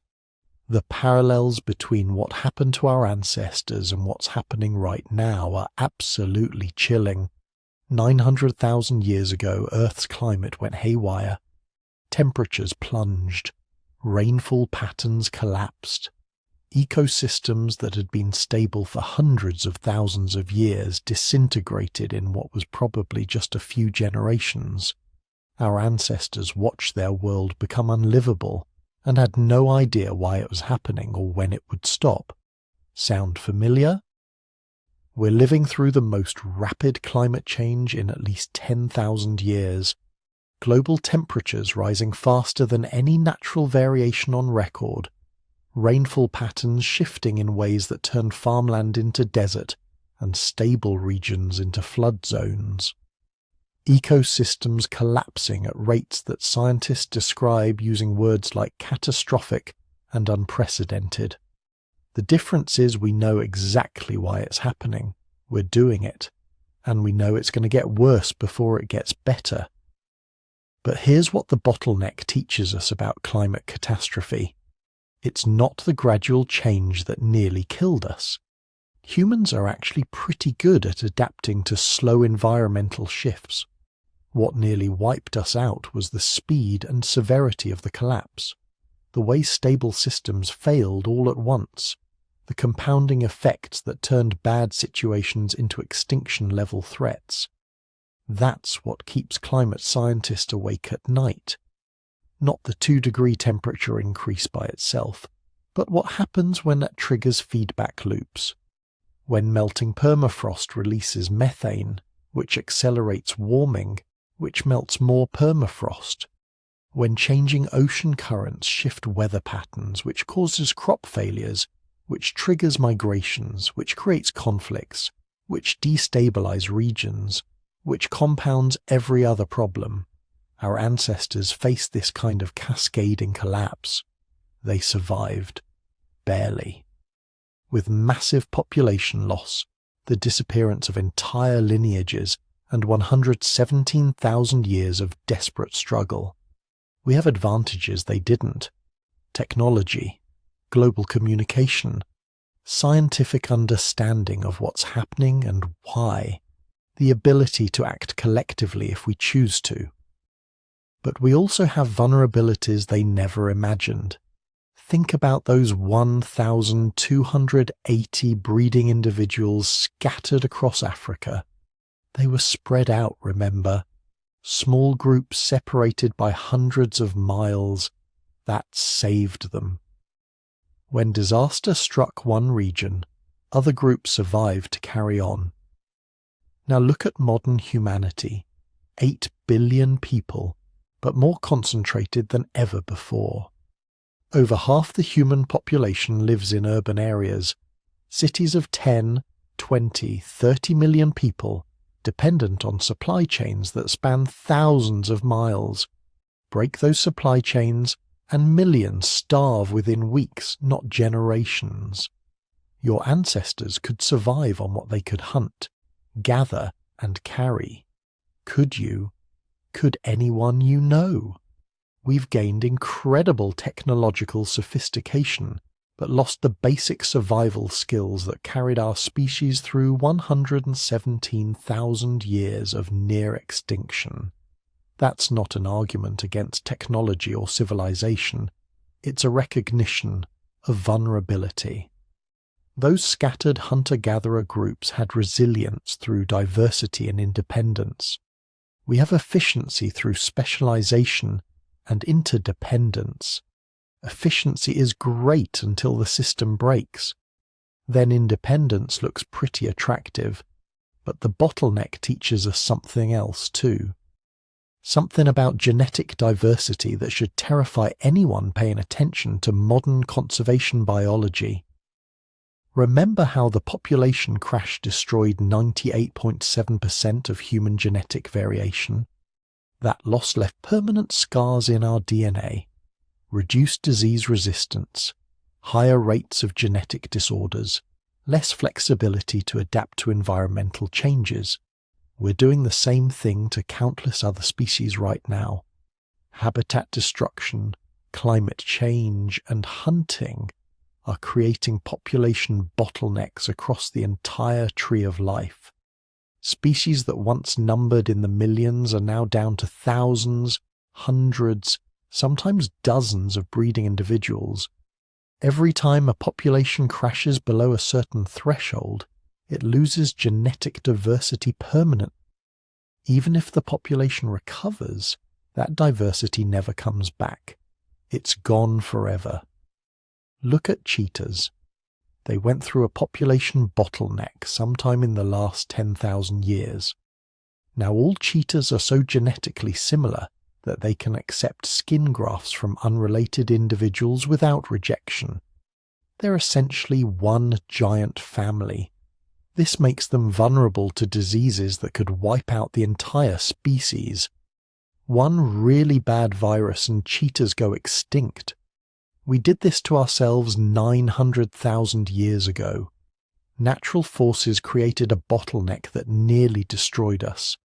Now we're creating bottlenecks for everything else. Elephants, rhinos, tigers, polar bears, countless species of fish, birds, amphibians. We're reducing their genetic diversity, making them vulnerable to the same kinds of existential threats that nearly ended humanity. The difference is they don't have 117,000 years to recover. They might not have 117 more years. But here's where it gets really interesting, where the ancient crisis teaches us something unexpected about human nature itself.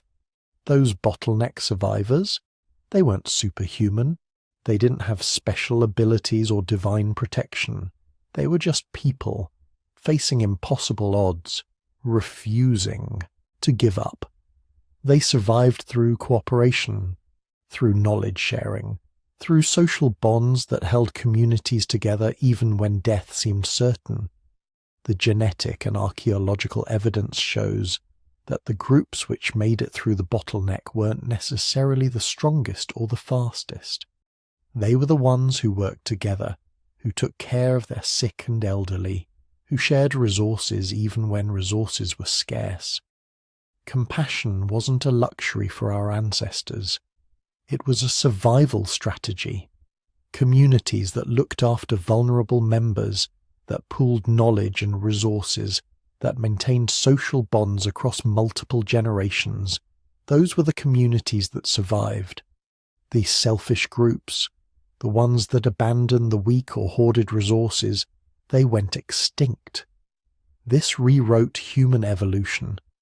Natural selection during the bottleneck favored cooperation, empathy, social intelligence. The people who survived weren't rugged individualists, they were community builders. That's in our DNA now. Literally. The capacity for complex cooperation, for empathy, for abstract reasoning about fairness and justice. These traits were refined during 117,000 years of near extinction. They're not weaknesses, they're survival mechanisms, which brings us to the contemporary challenges we're facing. Climate change, yes, but also pandemics, resource scarcity, political instability, the existential risks of technologies we're developing faster than we can understand them. The COVID-19 pandemic gave us a tiny glimpse of what our ancestors endured. A few years of disruption, millions dead, supply chains broken, societies stressed to their limits. That was nothing compared to 117,000 years of crisis. But look at how we responded. Global scientific collaboration produced vaccines in record time. Communities organized to protect vulnerable members. Healthcare workers risk their lives to save strangers. Imperfect, chaotic, but fundamentally cooperative. That's the bottleneck speaking through us. The inherited wisdom of ancestors who learned that cooperation beats competition when survival is on the line. But the pandemic also revealed our weaknesses. Misinformation spreading faster than facts. Political divisions undermining collective action. Resource hoarding when sharing would have saved more lives. The same social media technologies that could coordinate global cooperation were used to spread conspiracy theories and deepen tribalism. Our ancestors didn't have to deal with that. Their information networks were face-to-face, slow but reliable. Lies didn't spread at the speed of light. Bad actors couldn't manipulate millions with algorithmic precision. We've created technologies that amplify both our best and worst traits. The same global connectivity that lets scientists collaborate across continents also lets demagogues coordinate hate across time zones. The same industrial systems that feed billions also pump greenhouse gases into the atmosphere at rates that would have seemed impossible a century ago. The bottleneck teaches us that these are choices. Evolution didn't make our ancestors cooperative by accident. It selected for cooperation because cooperation worked. The groups that figured out how to work together survived. The ones that didn't disappeared. We have the same choice now, just at a much larger scale. We can use our technologies to coordinate global cooperation, to share resources and knowledge, to solve collective problems collectively. Or we can use them to amplify division, to compete for dwindling resources, to maximize short-term gains while ignoring long-term consequences. Our ancestors didn't have the luxury of that choice. Cooperation wasn't optional, it was survive together or die alone. Maybe we need to remember that. But here's the hopeful part, the part that makes this whole terrifying story worth telling. 1,280 people. That's how many breeding individuals survived the worst environmental catastrophe in human history. 1,280 people who refused to give up when everything suggested giving up was the only rational choice. Their descendants went on to populate the entire planet, to develop agriculture, build cities, create art and music and literature, to split the atom and walk on the moon, to sequence their own genome and discover the very bottleneck that nearly ended them before they began. Every human achievement, every work of art, every scientific discovery, every act of courage and compassion and creativity, all of it came from the descendants of those 1,280 survivors. We are those descendants. You, me, every person alive today carries genes that survived 117,000 years of near extinction. We are literally made of survivors, forged by the worst our planet could throw at early humans and still standing. If 1,280 people could survive that, could hold on through 117,000 years of hell, and not just survive but emerge stronger, smarter, more capable than before, what can 8 billion achieve? We have resources our ancestors couldn't have dreamed of. Knowledge, technology, the ability to communicate and coordinate across the entire planet. We understand the challenges we're facing in ways they never could have understood theirs. We're not helpless. We're not doomed. We're the descendants of the most resilient, adaptable, stubbornly persistent species in Earth's history. Our ancestors survived the unsurvivable. Multiple times. The bottleneck wasn't even the only near-extinction event in human history. It was just the worst one we have clear genetic evidence for. Every time extinction seemed certain, humanity found a way through. Not through luck.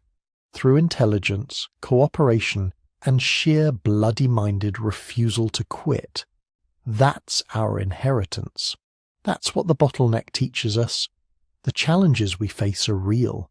Climate change, biodiversity loss, pandemic risks, technological dangers. These aren't exaggerations or fear-mongering. They're genuine existential threats. But existential threats are kind of our specialty. We've been dealing with them since before we were fully human, and we're still here. The question isn't whether we can survive what's coming.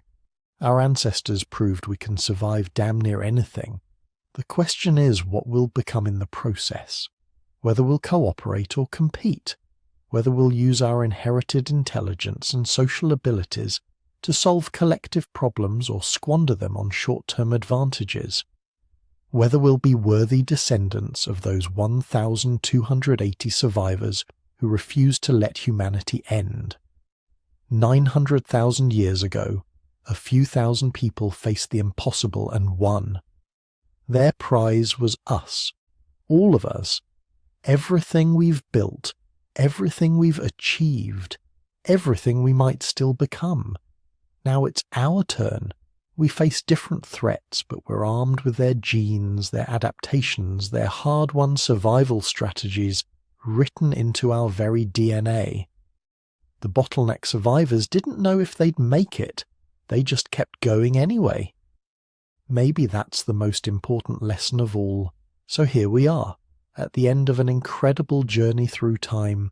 We started with a genetic puzzle, a signature written in every human genome that whispered a terrifying secret. 900,000 years ago, our ancestors nearly vanished.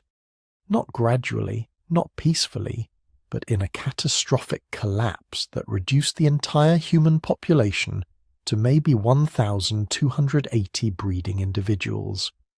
For 117,000 years, roughly 4,600 generations, humanity clung to existence by its fingernails. We explored the theories, the climate catastrophe that transformed Africa into a desert wasteland, the possible supervolcano that might have delivered the first blow, filling skies with ash and plunging the world into nuclear winter. We imagined what survival looked like. Small groups scattered across the last habitable refuges, connected by threads of kinship and trade, playing a desperate game of whack-a-mole with extinction. We saw how this crucible transformed us, how 117,000 years of the most intense natural selection imaginable forged the cognitive abilities, the social cooperation, the sheer stubborn resilience that defines humanity. We traced the recovery, the explosive expansion, the splitting into 3 human species, Homo sapiens, Neanderthals and Denisovans, all carrying the genetic scars of near extinction, all descendants of the same tiny group of survivors. But here's the thing, we still don't know the whole story. Despite decades of research, despite genetic breakthroughs and archaeological discoveries, despite computer models and climate reconstructions, the population crash of 900,000 years ago remains partially shrouded in mystery. We know it happened. The genetic evidence is unambiguous. But the exact cause? The precise locations where survivors held out? The specific adaptations that let them endure? These questions are still being debated in laboratories and field sites around the world. Some researchers are convinced the answer lies in climate data, searching ancient lake beds and ocean sediments for evidence of the exact temperature shifts and rainfall patterns that would have created the crisis. Others are looking for geological evidence of volcanic eruptions, analysing ash layers and sulfur deposits that might pinpoint the catastrophe. Still others are focusing on the genetic data itself, using increasingly sophisticated algorithms to extract more information from the chromosomal fusion and diversity patterns that first revealed the bottleneck. New technologies are opening new possibilities. Ancient DNA analysis is getting better every year. We can now extract usable genetic material from fossils hundreds of thousands of years old. Within our lifetimes, we might actually recover DNA from individuals who lived during the bottleneck itself. Imagine that. Imagine reading the actual genome of someone who survived those 117,000 years, seeing exactly what genetic variants helped them endure, understanding precisely how natural selection was operating in real time. Archaeological techniques are advancing too. New dating methods, better preservation technologies, more sophisticated analysis of stone tools and settlement patterns. Every year brings discoveries that refine our understanding of where humans were living, how they were surviving, what technologies they were developing. The next breakthrough could come from anywhere. A cave site in Africa that preserves evidence of bottleneck-era occupation. A volcanic eruption date that matches the genetic timeline perfectly. A climate reconstruction that finally explains why the crisis lasted so long and ended so abruptly. But while we wait for those discoveries, we already know the most important part of the story. You exist. Every person watching this video, everyone who will ever watch it, everyone who has ever lived or will ever live, we're all here because a few thousand desperate humans refused to give up, because they found ways to survive when survival seemed impossible, because they adapted, innovated, cooperated, and persevered through the worst environmental catastrophe in human history. You carry their genes selected for intelligence, for cooperation, for the ability to solve problems under extreme pressure. Genes that help them process new foods, resist new diseases, adapt to new climates. Genes that gave them the cognitive capacity to develop language, culture, technology. The mental toolkit that would eventually let humans dominate an entire planet. When you solve a difficult problem, when you work with others to overcome a challenge, when you adapt to change and find ways to survive unexpected difficulties, you're using abilities that were forged 900,000 years ago in the crucible of near extinction. You're living proof that sometimes, when everything goes wrong, a few individuals can be tough enough, smart enough, stubborn enough to keep hope alive until the world becomes livable again. Which raises one final question. We survived the crisis of 900,000 years ago because our ancestors were adaptable, cooperative, and resilient. Today, we face our own environmental challenges, our own potential catastrophes. Climate change, habitat destruction, resource depletion. Do we still have what it takes? Are we still the descendants of survivors, or have we forgotten the lessons written in our genes? If you found this story as fascinating as I do, hit that like button and subscribe for more deep dives into human history and evolution. And I'm curious, where in the world are you watching from? Drop your location in the comments. Let's see how far across the planet the descendants of those 1,280 survivors have spread. The mystery continues, and maybe, just maybe, you'll be alive when we finally solve it.